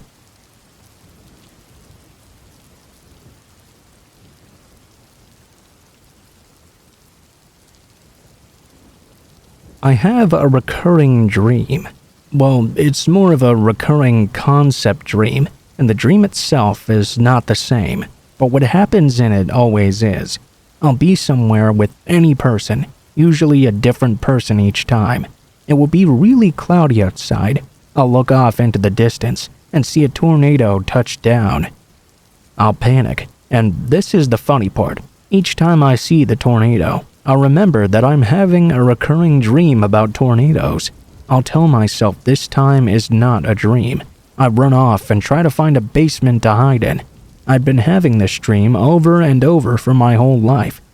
What makes this story so weird is that it happened in December. It was December 21st, 2013 to be precise. I was moving into a house with my sister as my roommate. It took place in Tennessee, on the very day of the move. We were pretty upset that it was supposed to be a rainy day, so we tried to get all of our loading done before it began to rain. We were actually pretty fortunate that we were able to get everything done with no more than a sprinkling hitting us. We were only about an hour and 20 minutes away from the place we were moving to, so it was supposed to be a pretty quick job. It was unusually warm that day, so far it was not a really unpleasant experience. Probably about 5 o'clock in the evening, though, we were in our house with our pets. My sister has 4 cats, a dog, and I had a ferret. We were sorting through things when my phone began to make a noise I was unfamiliar with. I picked it up, and when I looked down, I was shocked to see a tornado warning. I was not too concerned, however. Although I've never had one on my phone before, I've had tornado warnings happen. I've never actually seen a tornado myself. I guess the reason it shocked me so much was that it was odd to get a tornado in December. We went ahead and gathered the pets into the living room with us. We had a basement, but you had to go outside and around to the backyard to get into it. I had the key ready just in case I had to do this. It then began raining really hard, and I mean really hard. My cell phone made another urgent warning again. It told us to immediately take shelter. There were several loud cracks of thunder. And then the weirdest thing happened. Almost immediately, the rain stopped altogether. There was no more thunder, and it was eerily quiet. I was familiar with that calm before the storm thing in regards to tornadoes, but when it actually happened, it was so strange and unnerving. We were about to gather the pets up and rush down to the basement when the silence was broken by an immediate deafening crash.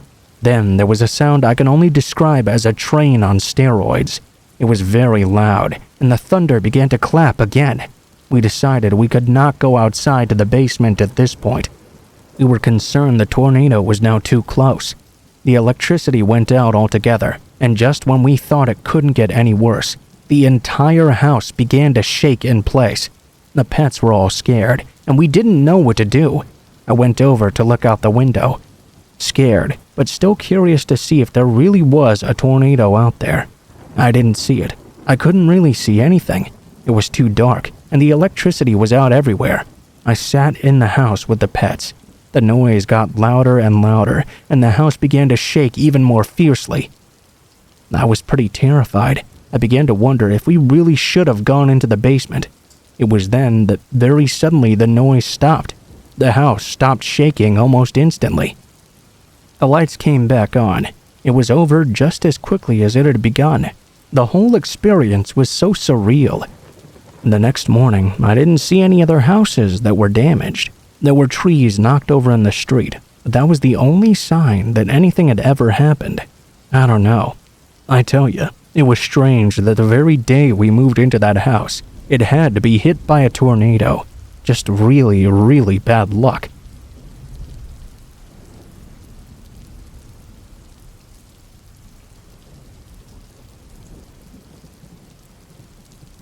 I always liked living alone.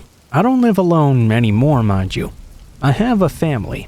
As much as I enjoyed living by myself, and I do miss it, the scariest experience I've ever had in my life occurred when I rented a house all to my lonesome. The night that this took place, I had gotten home from work rather late.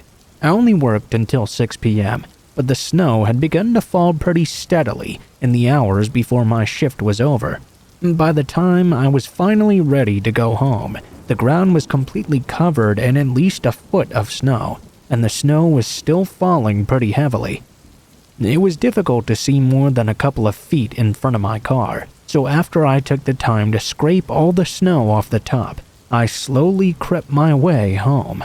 It was nearly 10 p.m. by the time I got there. I was just pretty thankful I didn't have to work the next day. It's probably mildly important to understand the place where I lived. It was a subdivision, but a much older one. Years before, many of the houses had been torn down, so now there were only a few houses on my street, and there was only a single streetlight, maybe 30 feet down the road from my home. While I was driving, I saw someone out and walking on the street. He was standing right underneath the street lamp. I figured it was just one of my neighbors, so I passed him by and pulled over into my driveway and made myself comfortable. I went inside and took a quick and warm shower, got myself wrapped up in a warm blanket, and made myself a cup of tea. I went into my living room to watch a little bit of television and hopefully unwind.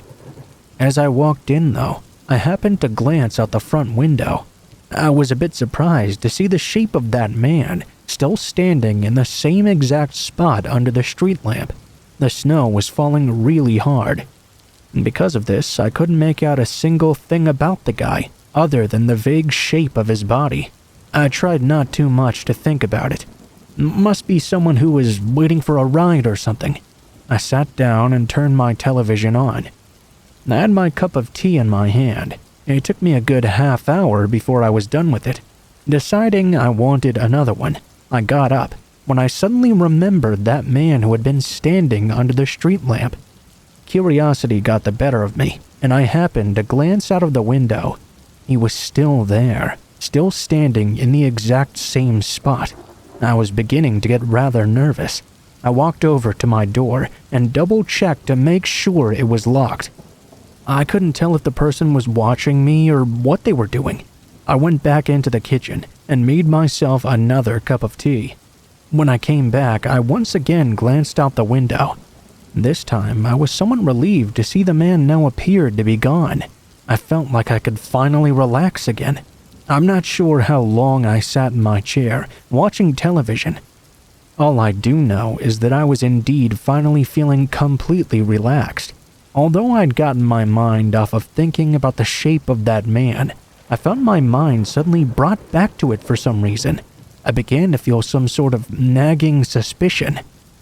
I couldn't quite understand why at first, until I barely noticed something in the corner of my eye.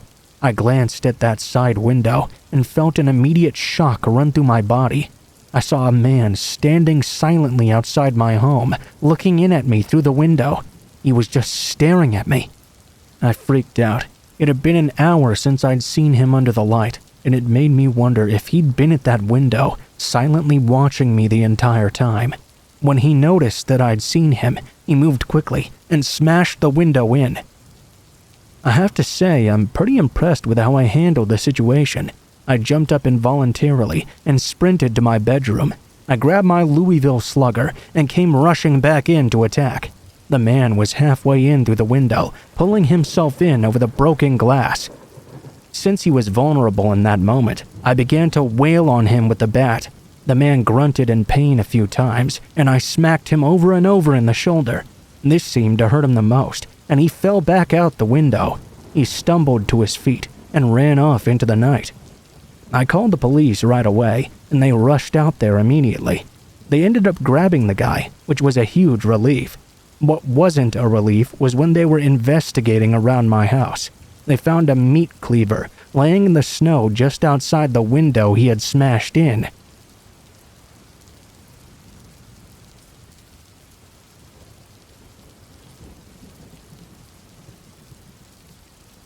Now this happened during my winter break at college. I won't mention my specific college, only that it was a rather large campus in a state that has some cold and snowy winters. The campus was always crawling with students at every time of day and even the night, but when winter came around, it became a complete ghost town. Now, I'm pretty sure there were still more people out there than I probably realized, but to me, it really seemed like it was completely empty. This winter, it was so cold that my dorm windows had frozen completely solid. I couldn't even see through them. It was snowing constantly as well. We had sub-zero temperatures and an ungodly wind chill every day. Still, I had my job delivering pizza. It was busy as hell delivering pizza on a college campus, and it certainly didn't get much easier in the winter either. In fact, in the winter, it was much easier to have the pizza delivery boy bring your pizza to you than to go to the store and buy any other food for yourself. The winter break was really the only, break that I ever got. On this snowy and freezing day, we were not very busy. I think it was around 7 p.m. when we got an order for a plain cheese pizza. It was an off-campus delivery. Also, they were paying in cash. I absolutely hated that. It was so much less stressful when customers just paid online with their credit card or whatever. It was a really hard drive as well, because even though the roads had been plowed, it was constantly snowing and freezing back over. A couple of times, my car even skidded and slid around on the road. I arrived to the house and pulled into the driveway. I preferred to park out on the street, but this person had an unnecessarily long driveway. I got out and even slipped and almost fell on the unsalted steps, but somehow I managed to get to the door. I rang the doorbell only to have no one answer. I rang it again, still no answer. I was beginning to think I'd been right all along, and this order was simply a prank. I always suspected that when people said they'd pay in cash when we arrived. Finally, just as I was about to leave though, isn't that always the way it works? Someone finally opened the door.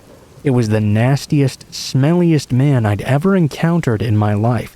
His face was covered in scabs and blood, and he was even picking at one of them. I really didn't even want to touch any of the money that he was going to give me. And the worst part was that he had a hunting knife strapped to his belt as well. Fortunately, it was still snapped into its sheath. But it seemed quite weird to be walking around your own house with a knife strapped to you. "Oh hey, sorry, I forgot my wallet," the man told me. "Come on in and I'll get it so I can pay you." I declined, telling the man I was fine. I'd rather just wait outside on the porch. "Oh, come on, man, nonsense. It's freezing out there. Come on in, you can at least be warm while you're waiting. It might take me a while to find it." This was too bizarre. He wanted me to come inside, and he didn't seem to know where his wallet was. Plus, I couldn't stop thinking about that knife strapped to his belt. I was not going to go in. In fact, there was nothing more in life that I wanted than to just leave right now. I declined another time. The man stopped picking at his face and seemed quite annoyed. I couldn't imagine why, though. He lowered his hand to the knife and undid the sheath. He then told me very sternly, "I insist you come in right now to warm up." Well, screw that. I'd seen way too many horror movies to do something that stupid. I told the man the pizza was on the house then, and I was just going to leave. I held it out to him, but he refused to take it. He rested his hand on the knife and began to look angry. Finally, I just had enough. I screamed out fine and dropped the pizza to the floor where I stood.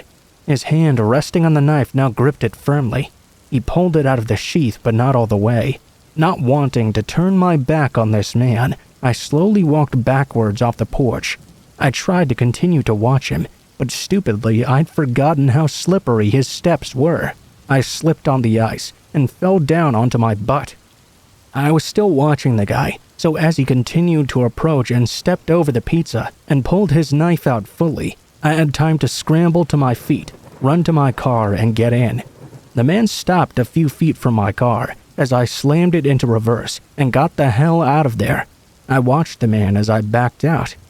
He simply stood in his driveway, knife in hand, watching me as I left. You sure do meet some weird freaks when you deliver pizza.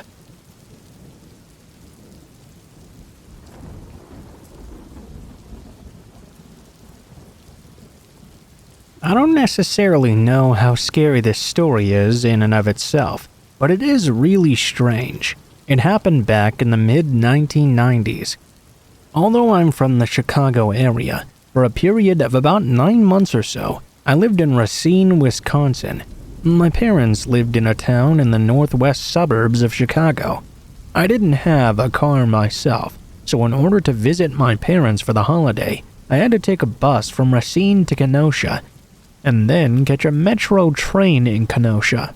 There were only about 4 trains leaving each day, and the bus that dropped me off arrived about 4 hours before my train left. The reason I'm telling you all of this is so you understand the exact situation I was in. I was going to go visit my parents for Christmas, so a few days beforehand, I caught the bus. When I arrived in Kenosha, I had 4 hours to spare. The area of the train station didn't really have that much to do, so I had to find a way to occupy myself for 4 hours. It was very, very cold, and it had been snowing ever since before I got on the bus. The train station itself was a simple platform. There was no building to stay inside and no way to get warm either. I didn't have much money on me, but I had at least enough to go eat at a Wendy's or something. Unfortunately, I could not hang out in there too long after I'd eaten, so I decided the best thing to do was burn up some time and walk around, maybe browse in some stores for a few moments whenever I needed to warm up. This plan was working pretty well so far. Whenever my eyes started stinging from the cold or I was too sick of trudging through the piles of snow, I would duck into one of the stores. There weren't very many, as I had mentioned, and most of them were thrift shops or antique stores. At one point, the snow was falling so hard I could barely see, and the wind was making it slap against my face so hard it hurt, so I quickly ducked into the first building I came to. Immediately, I felt like I'd entered the Twilight Zone or something. Inside, instead of a store like I'd expected, it was this huge warehouse. There were sheets hung up all over the place that seemed to act like walls.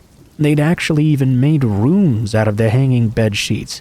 And in those bed sheet rooms were tables that seemed to be set up selling things.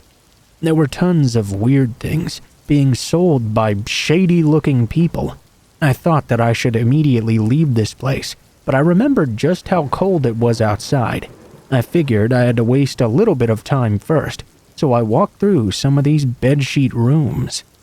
It took me quite a while, but past these rooms on the other end was this wide open space with a bar and some tables. It was even weirder than the Cantina bar from Star Wars. There were about 30 people sitting around. I know this is gonna sound insensitive, but it looked like a retired freak show act or something. The bartender was this huge guy covered in boils. There was a man sitting at the bar that looked around 7'6" tall, with braces all over his body. I kid you not, there was also at least 10 people with prosthetic limbs sat at the tables, and these were old prosthetics as well, people with hooks for hands and that sort of thing. An eerie tune was playing on this old jukebox too. I began to actually feel a bit overwhelmed at all this scenery. I wasn't scared per se and really had no reason to be, but it was extremely weird. The only way I can think to describe it is I was surprised with how strange it was. It was almost overwhelming my senses. I decided I had to get out of there, so I tried to find my way back out through all the bed sheets. It was such a maze, though, that I'd actually gotten lost. I kept going through rooms only to find places I'd never seen on my way in. I tried not to pay too much attention to the people or the strange things they were selling, but several people looked at me and seemed to be getting very annoyed. I began to get even more worried when I couldn't seem to find my way out. My mind was completely overwhelmed. I began to wonder if I really had stepped into the twilight zone or something. My body began to tingle, and I felt dizzy as well. If I'd been familiar with panic attacks back then, I would have realized I was having one. Then, the worst thing happened. I stumbled into a room I hadn't seen before. There was a small, naked man sitting in the center, and the floor was covered in blood. He was using a knife to viciously cut himself. I didn't want to look, but I couldn't look away. The man slowly turned up and looked at me. He angrily jumped to his feet, brandishing his bloody knife. I lost it. I turned the other way and just ran. I needed to get the hell out of that place. I got all sorts of dirty looks, and people began to chase me, but I didn't care. I just needed to get out of there. I did finally, and I can't tell you how relieved I was when I left. I ran, and I didn't stop until I was back to the Wendy's I mentioned earlier. I didn't have much more money, but I figured I could buy a drink every half hour in order to be warm and in that safe place. I'm sorry if that story isn't traditionally scary. It was pretty scary to me, though. Most people I tell it to just find it to be odd. I'm also sure some people don't believe me, but I never dared to go back and find the place again. Although I know the Twilight Zone doesn't really exist, I thought I really had found it that day.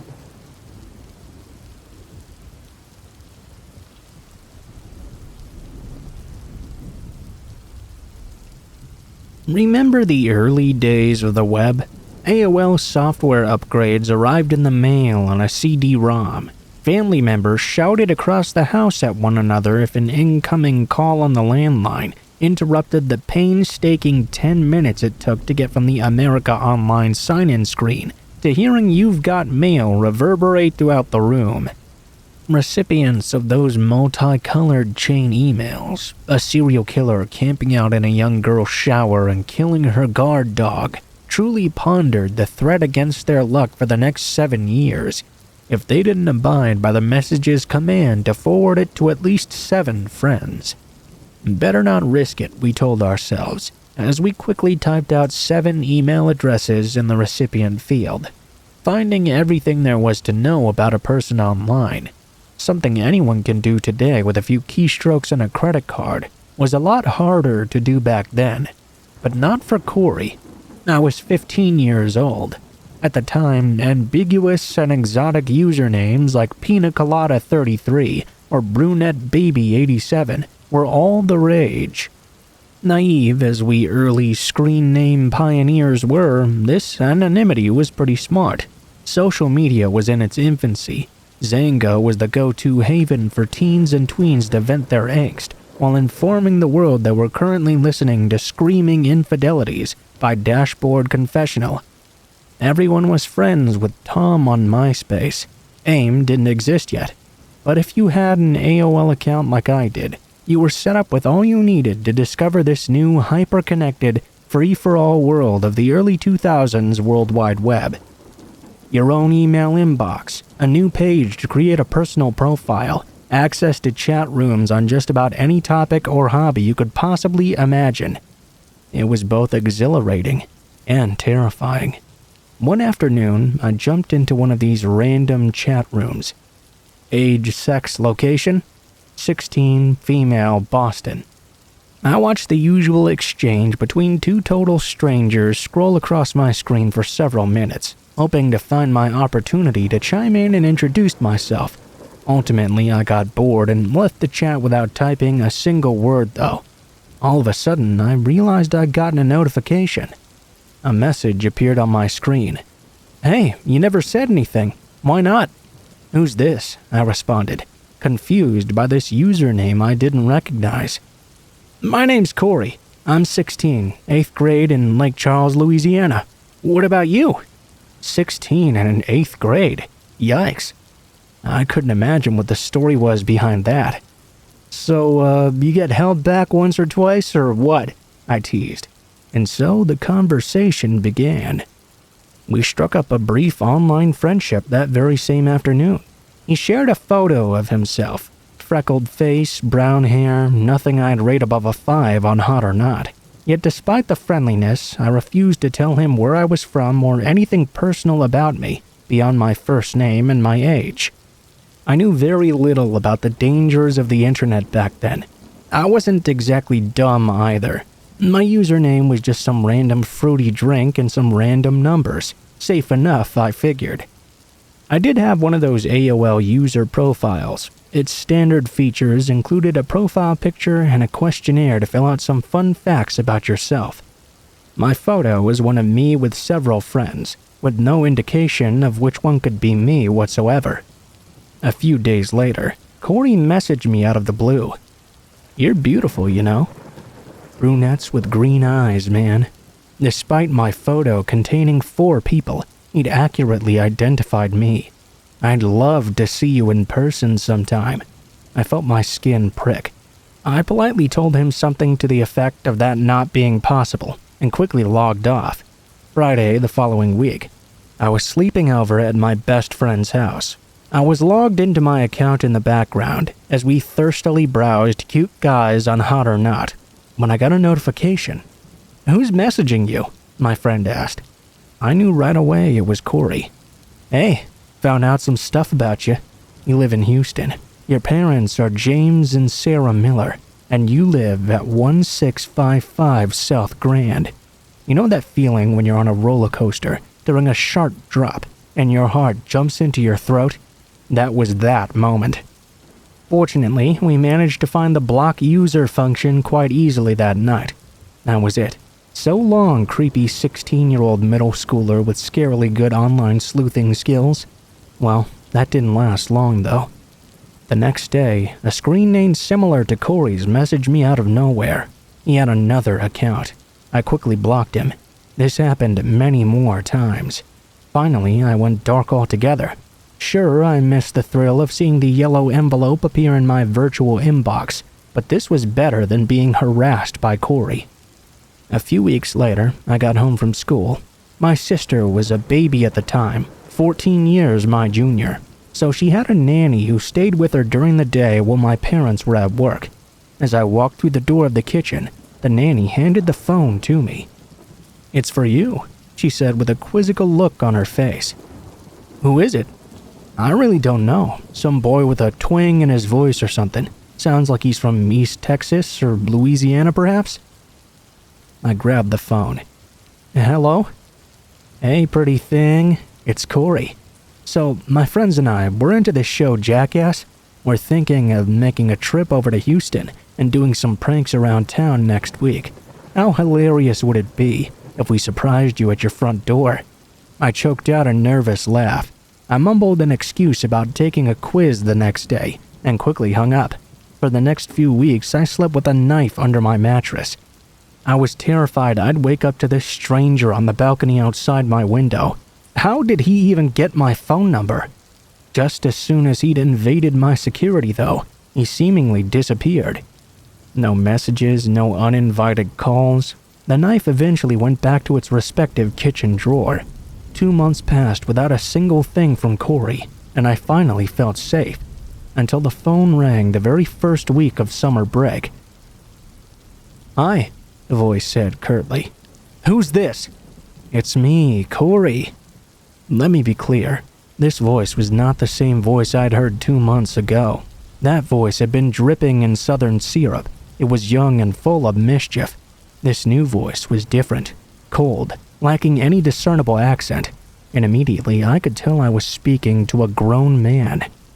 "Sorry I haven't been able to talk to you lately. I feel terrible, but the police came to my house. They took my computers away from me. Can't say why, but don't worry. I'll come and find you soon." That was the last day I ever used my username. I deleted that account. I embarrassingly told my parents about my huge mistake, despite having shared nothing that could have easily revealed my personal identity. Even if I had, the threat back then was not the same as it is now. This was nearly 20 years ago. People didn't have the same online presence they do today. As a teenager with no social media, I was virtually a ghost. But somehow, this predator, who clearly had advanced knowledge of computers and the internet, singled me out and made it his mission to learn everything about me through whatever means possible. He was determined to get me. The only thing I'm grateful for was that even at 15, I knew better than to trust this freckle-faced kid from a random chat room completely. 2 decades later, I still wonder where Corey ended up.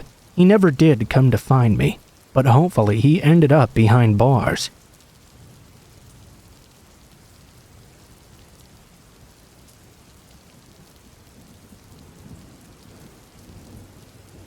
This happened to me when I was a pre-teenager. I would say tween, but I kind of hate that word. I was still very interested in things like scouting and camping, and getting all muddied up with my friends. I hadn't quite gotten to girls yet, but that was coming along pretty soon. At the time, I loved any kind of camping, and although this wasn't an official scouting get-together, I wanted to do a camp out in my parents' backyard. Now, I wouldn't say we lived out in the country per se, because we really didn't that much, but we did have an enormous backyard. Hell, even with all the different places I've lived since then, I'm still in awe of just how big that yard was. It was great for playing with the dogs, playing baseball with my buddies. It was just great for a lot of stuff altogether. So this was midsummer, when we were beginning to get somewhat bored of all the time off from school. The days were quite long and monotonous, so I asked my parents if we could have a camp out in the backyard. All of us were scouts, and we had done this before, so my parents had no problem with it. Now, one thing we liked to do was let everyone have their own tent. I sort of preferred sleeping alone in mine anyway. This is pretty important to the story. We did all of the usual camping things. We made a small fire in the little stoned-off area my family used to make fires, and we made s'mores as well. Actually, that's kind of what made me decide to tell this story, seeing someone buying the very same things to make them in the store today. Eventually, after talking about all the things 12-year-old boys find important, we decided to go to bed. I didn't know what time it was. I read a little bit by my flashlight before finally going to sleep. I fell asleep pretty easily, too. The fire had been quite small, and we'd put it out before going into our tents for the night, so there wasn't any more light to keep me awake. I wasn't so sure what woke me up at the time, although nowadays I think it was the sound of the zipper on my tent being lowered. My head was extremely foggy, and I couldn't see much of anything either. As I started to clear up, though, I noticed that there was a figure at the entryway to my tent. I immediately guessed that it was either one of the other boys, or perhaps my dad had come outside for some reason. Immediately, I grabbed my flashlight and flashed it over at them to see who this was. I was good enough with controlling the light to shine it just under their head, so the light wouldn't completely blind them in the darkness. It took me less than a second of observing to realize that the man who was coming into my tent was absolutely not my dad, and way too old to be any of my scout mates either. He was up to that point the scariest looking person I'd ever seen in my life. He had this long hair and the most insane eyes I'd ever seen. The look on his face I can only describe as completely crazed. The man was on his hands and knees and started to crawl toward me. He put one of his fingers to his lips, as if to indicate to me to not talk or make any noise. For a moment, I didn't. It had nothing to do with his advice, though, and everything to do with being afraid. He began to crawl further toward me, and that was all it took. I began yelling and screaming bloody murder like you couldn't possibly imagine. I faced the other wall of the tent and did everything I could to get out of there. But of course, I wasn't going to get out of there. I didn't see any lights in the house go on either. Fortunately, my scoutmates were near enough to wake up right away. I began to scream to them, "There's someone in my tent! There's someone here!" Now, I didn't know exactly what happened right away in the chaos and darkness. I could see light through the tent, but it was too opaque for me to make out exactly what was going on outside. It seemed like one of my friends went running to the house to get my parents. What I quickly became aware of, though, were the other kids who quickly rushed to my rescue. They all began to attack the man simultaneously, who was trying to get into my tent and had actually grabbed hold of my foot. He quickly let go when the kids began to attack him. I couldn't tell if they pulled him out of the tent or he'd simply tried to force himself out of there despite what they were doing, but the thing I was happy about was the fact that he had let me go. The very next thing I heard was a gunshot ringing through the night. There was a lot of commotion and even some yelling from the other boys. I still couldn't come out of the tent, though. I laid there in fear until my older brother came in to get me. He rushed me and the other boys back to the house, while my dad held the man on the ground with his rifle pointed at him. The police came quickly and arrested the man. He was found guilty of attempted kidnapping before being extradited to another state, where he was put on trial for the kidnapping. I don't know what happened to him, but if he died in prison, I don't think I would mind too much. I didn't ever go camping again after. I just couldn't stand to be in another tent after that.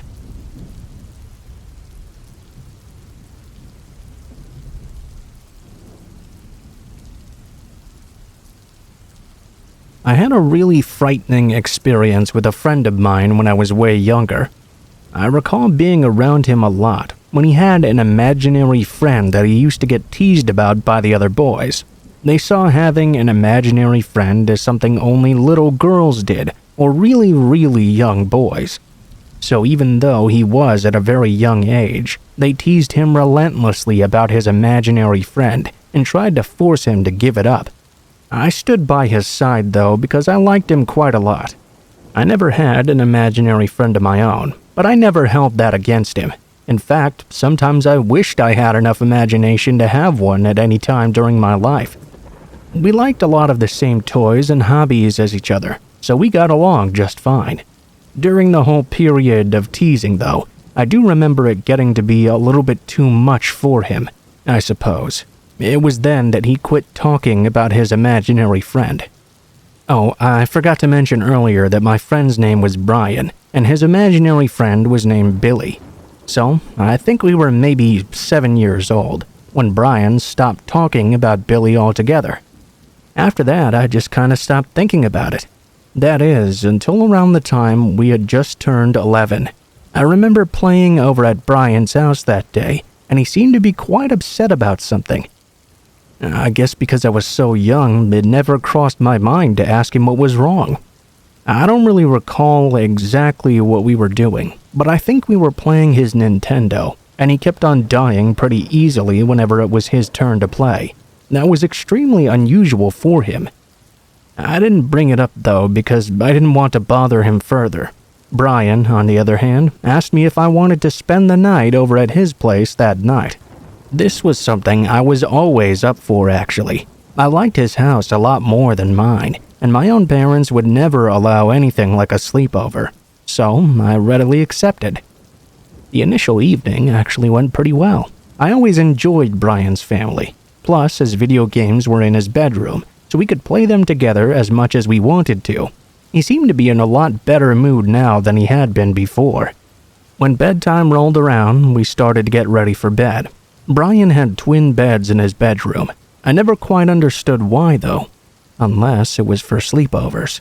He never had another brother, and I know that none of his sisters slept in his room either. They both had their own rooms. While we were sitting there talking, I was surprised when Brian suddenly asked if I remembered Billy. Although I'd not thought about him in a long time, immediately I knew exactly what Brian was talking about. I knew he meant that imaginary friend, and not anyone we actually knew by that name. I let him know I did remember, but I didn't say much more about him. Without any prompting from me, Brian suddenly told me this. He started visiting me again. I went quiet for a few moments before I muttered "Oh?" Yeah, but he's not like how I remembered him. Before he was really nice, and he played with me so much and was really cool. Brian was quiet for a few moments. I have to admit to being a little afraid of those moments of quiet, but I didn't let on that I was scared in order to support my friend. Now he just hangs out under my bed at night, Brian said, sending a chill down my spine. He keeps telling me he's going to grab me and pull me under when I fall asleep. I paused again before asking a question that frightened me the most. Under your bed or mine? Oh, mine, Brian responded. I thought I would have felt relieved that it was not mine he was talking about, but I didn't. I was even more terrified. Well, if you're worried, why don't we both sleep in the same bed then? I barely gotten the word out of my mouth before my friend jumped over to the bed I was in. It was just a twin, but we were small and scared, so it worked well. We didn't get a whole lot of sleep that night. We talked through our fear until we fell asleep together out of exhaustion. But here's the weird thing. He never mentioned Billy again after that night. It was like somehow me being with him that night exorcised all the fear from him, and I never found out what it was all about in the end.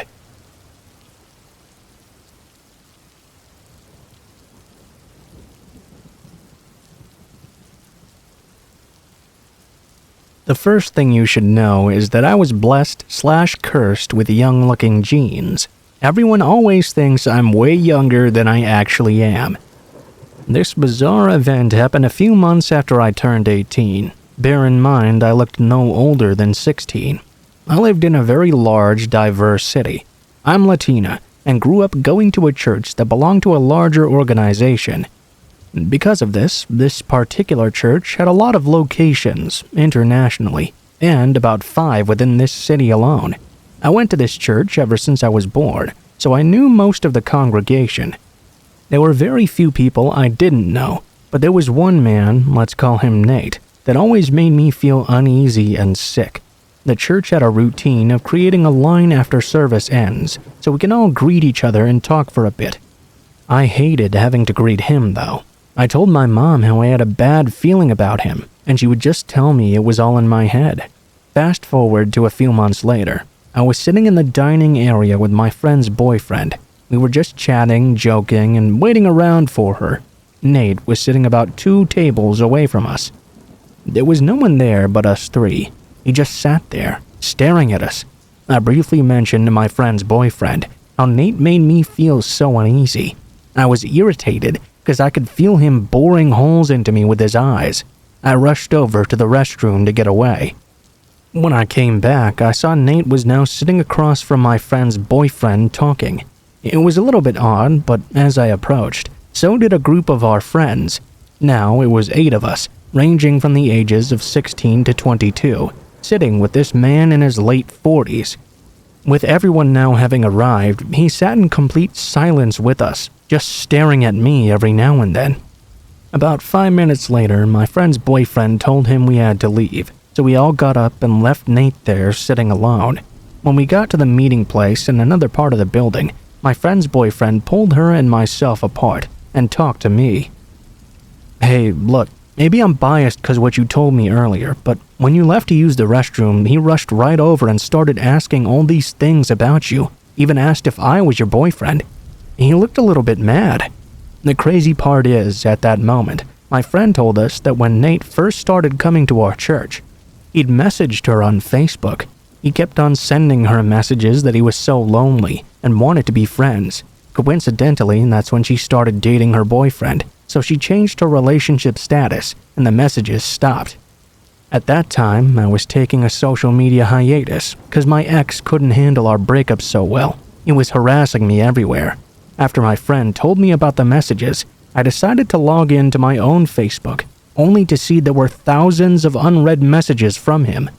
He didn't actually use his real name on this account, which should have been a red flag immediately. The messages all started nice enough. Things about being friends. They would eventually get verbally aggressive because he thought I was ignoring him, or whenever he saw me talking to any of my guy friends at church. I made the mistake of immediately blocking him and deleting the message thread. Always keep the evidence. I brought it up to my parents and they again blew me off. Said it was a cultural thing because Nate was from El Salvador. Apparently, it's common to be overly affectionate with strangers in most Latin American countries. A few days later, though, my parents did a complete 180. When Nate first started coming to church, he sat all the way in the front row, and I, being a teenager, sat all the way in the back row with my friends. Slowly, over the last few months, though, Nate had begun to start sitting one bench further back, until finally he was sitting on the same bench as my friends and I. I don't know about y'all, but in my church, women have to wear skirts or dresses during the service. For Saturdays, there are morning and afternoon services, and in between they have many services and workshops for different age groups and genders. This particular Saturday, I wore a knee-length dress and had a couple of friends sit between Nate and I. I was whispering with my friends during the afternoon service. Normally, when it ends, everyone kind of hangs out and socializes. During this time period, my dad was working the night shift at a hospital, so he would have to leave before the afternoon service ended. My mom would still like to socialize afterwards, though. This Saturday, though, my mom immediately herded our family to the car ASAP. My friend, who had received the messages as well, was sleeping over, and my dad had asked us to buy a couple of pizzas and meet him in the cafeteria of the hospital. We all ate, talked, and joked around until my dad asked my grandmother to take my younger brothers outside to play giant chess just outside the cafeteria. Once they left, my dad apologized for never believing me. I was of course completely surprised because I had no idea what he was talking about or why they'd both had such a sudden change of heart. He went on to tell me that my mom had happened to look back during service and saw Nate hiding and watching me during the AM service at church. She'd asked my dad to speak to him during the break. My dad never wanted to go into much detail about what was said, except but to tell me the following. Hey, my wife and I have some concern over your interest in our daughter. Let me stop you right there. Your daughter and I are in a beautiful, committed relationship. It's God's will for us to be together, so you shouldn't try to stop God's will. Man, what's wrong with you? She's just a kid. If you were really looking for an actual relationship, you would be pursuing one of those older single women in this church. You're fucking sick. Hearing my dad confirm what I suspected all along and validating my gut feeling made me break down in tears. The whole situation frightened me because I knew he wasn't just trying to sit on my bench. He was working his way to me, to sit next to me, to talk to me, and worse, to try and touch me.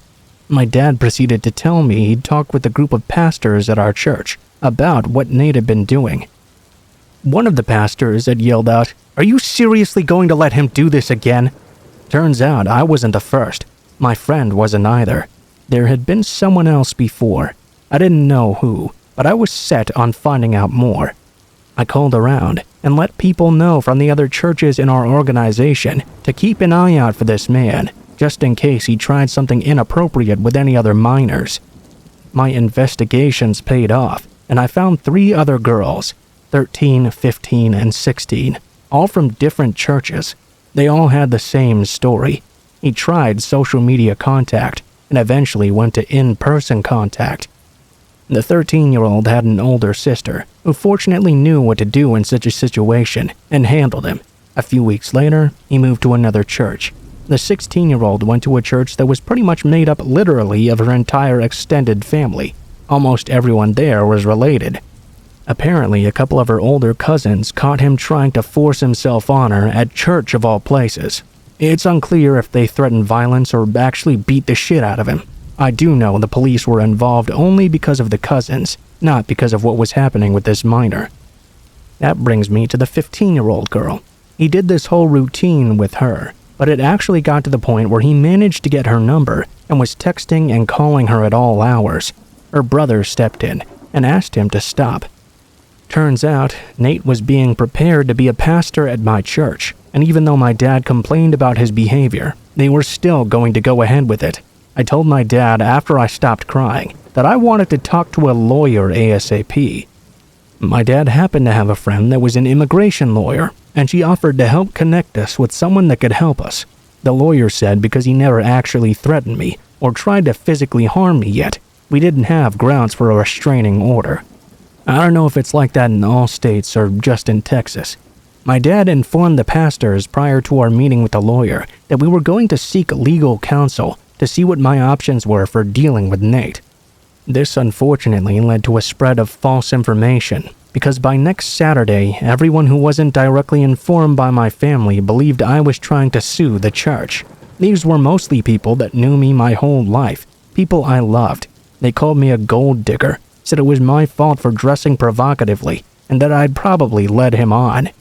Keep in mind, my dresses were all at least knee length, never wore V-necks, and if my shoulders were exposed, I always wore a cardigan. It broke my heart, especially when one of my uncles actually sided with them. To this day, I only politely greet him. I don't hate him, but I don't really care about him anymore either. The decision to not have my back affected his relationship with everyone in our family, including his own kids. It took a few weeks, and eventually I stopped going to church. Nate stopped showing up at that same time as well. He stopped trying to message me from his fake accounts as well. He just disappeared altogether. Things got so hostile that the president of the church organization administration had to step in and hold a hearing for everyone's complaints. It was decided it would be best if my dad stopped attending church because he was a troublemaker, even though all he was doing was standing up for me. It was announced a week later that my dad would no longer be welcomed. My dad took a few moments to say goodbye in front of everyone and said we'd talked as a family and not a single one of us would be coming back. He was choosing to leave, remembering all the good life lessons he'd learned in his 20 years of attending. He asked them to truly learn from God and their mistakes and to be better in the future. Everyone started crying, including all those people who'd initially called us gold diggers and even called me a slut to my face. I even remember this one older lady that was BFFs with my grandma, saying she and her husband really loved me, but I had stopped loving them. Nope, it's the fact you called me a slut even though you were one of the people who would change my diaper back then. It made me so angry. It still makes me angry thinking about how it all escalated. I also get mad at the system and myself, because I know Nate is still out there. Even though he lost interest in me when I challenged him, it doesn't change the fact that I couldn't stop him, and he'll always continue to target underage girls. Sometimes I can't help but worry, because I know eventually talking and looking won't be enough for him. I just wish I could have done more.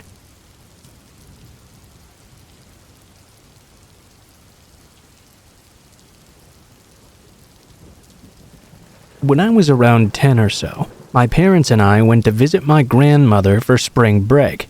My cousin also came to visit as well, and we decided we wanted to go to the YMCA for the day.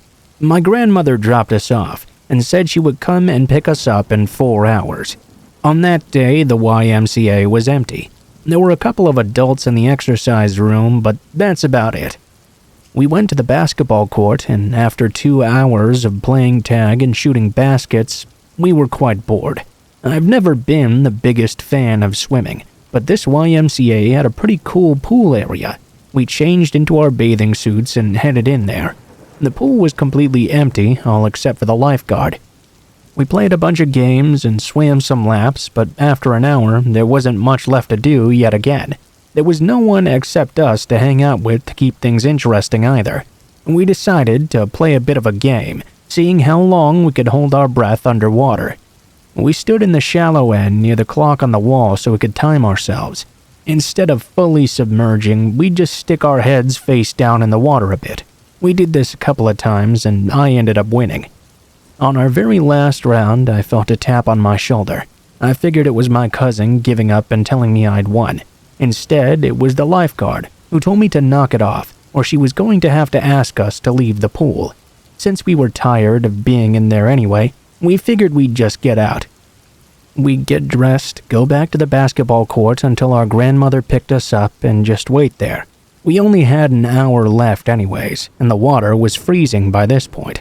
As we got out, the lifeguard stopped us and asked us if we wanted to go into the sauna to warm up and dry off. The sign said 18 years or older, so of course we were super excited she allowed us to even do that. She walked us to the sauna and unlocked the door. The door was glass, and the interior was made entirely out of wood. Inside above the door, there was a clock, probably to make sure you were not in there for an unsafe amount of time. The lifeguard stand was adjacent to the sauna, but if you looked out the door, you could very clearly see it. She followed us in, went over to the thermometer encased in plastic, and unlocked it so she could crank up the heat. I figured she must have to turn it on each time or something, so I didn't really think much of it. Both my cousin and I were very short girls, so we couldn't actually see the temperature that was printed on the thermometer knob. We knew she was turning up the heat at least. She left and shut the door behind her. I thought I saw her lock the door as well. I thought to myself, though, why would she lock the door when we might want to get out? I checked the clock and decided we should leave in about 10 minutes or so. It was already plenty warm in the sauna, but the room only began to get more blazing. It felt nice at first because I was so cold from the pool. After about 15 minutes, though, it was starting to get a bit too hot. My cousin agreed we should leave so we could get dressed. I went to turn the knob on the door, only to find that it would not budge at all. I thought maybe it had been jammed, so I shook it as hard as I could. It still wouldn't open. I then let my cousin try. She couldn't get it to open either. We figured the lifeguard would be back in a couple of minutes anyway, so we sat back down and waited. The room was getting hotter and hotter, and I really wanted to leave. We got up and started banging on the door for help, shaking and twisting the knob, trying to get the guard's attention. As the room continued to get hotter, we began to scream at the top of our lungs for her to let us out, but she just stared straight ahead, ignoring us. There's no way she wouldn't have noticed or heard us banging and kicking the door and screaming. By now, we had been in there for 25 minutes. It was so hot in the sauna I could barely even breathe. It felt like my lungs were on fire. My skin and eyes were burning. We sat back down and put our towels over our heads. They were at least still a little bit damp and made it easier to breathe. I was worried about my cousin especially. She was a couple of years younger than me, and she was really struggling. I looked at the clock and saw we had been stuck inside for 35 minutes. I got up and walked to the door again. I saw the guard still just staring straight ahead. Again, I tried to get her attention by screaming we needed out right now. I banged on the door as hard as I could, but still nothing. I was starting to get dizzy. I went to sit back down, but the wooden seats were so hot that they burned my skin.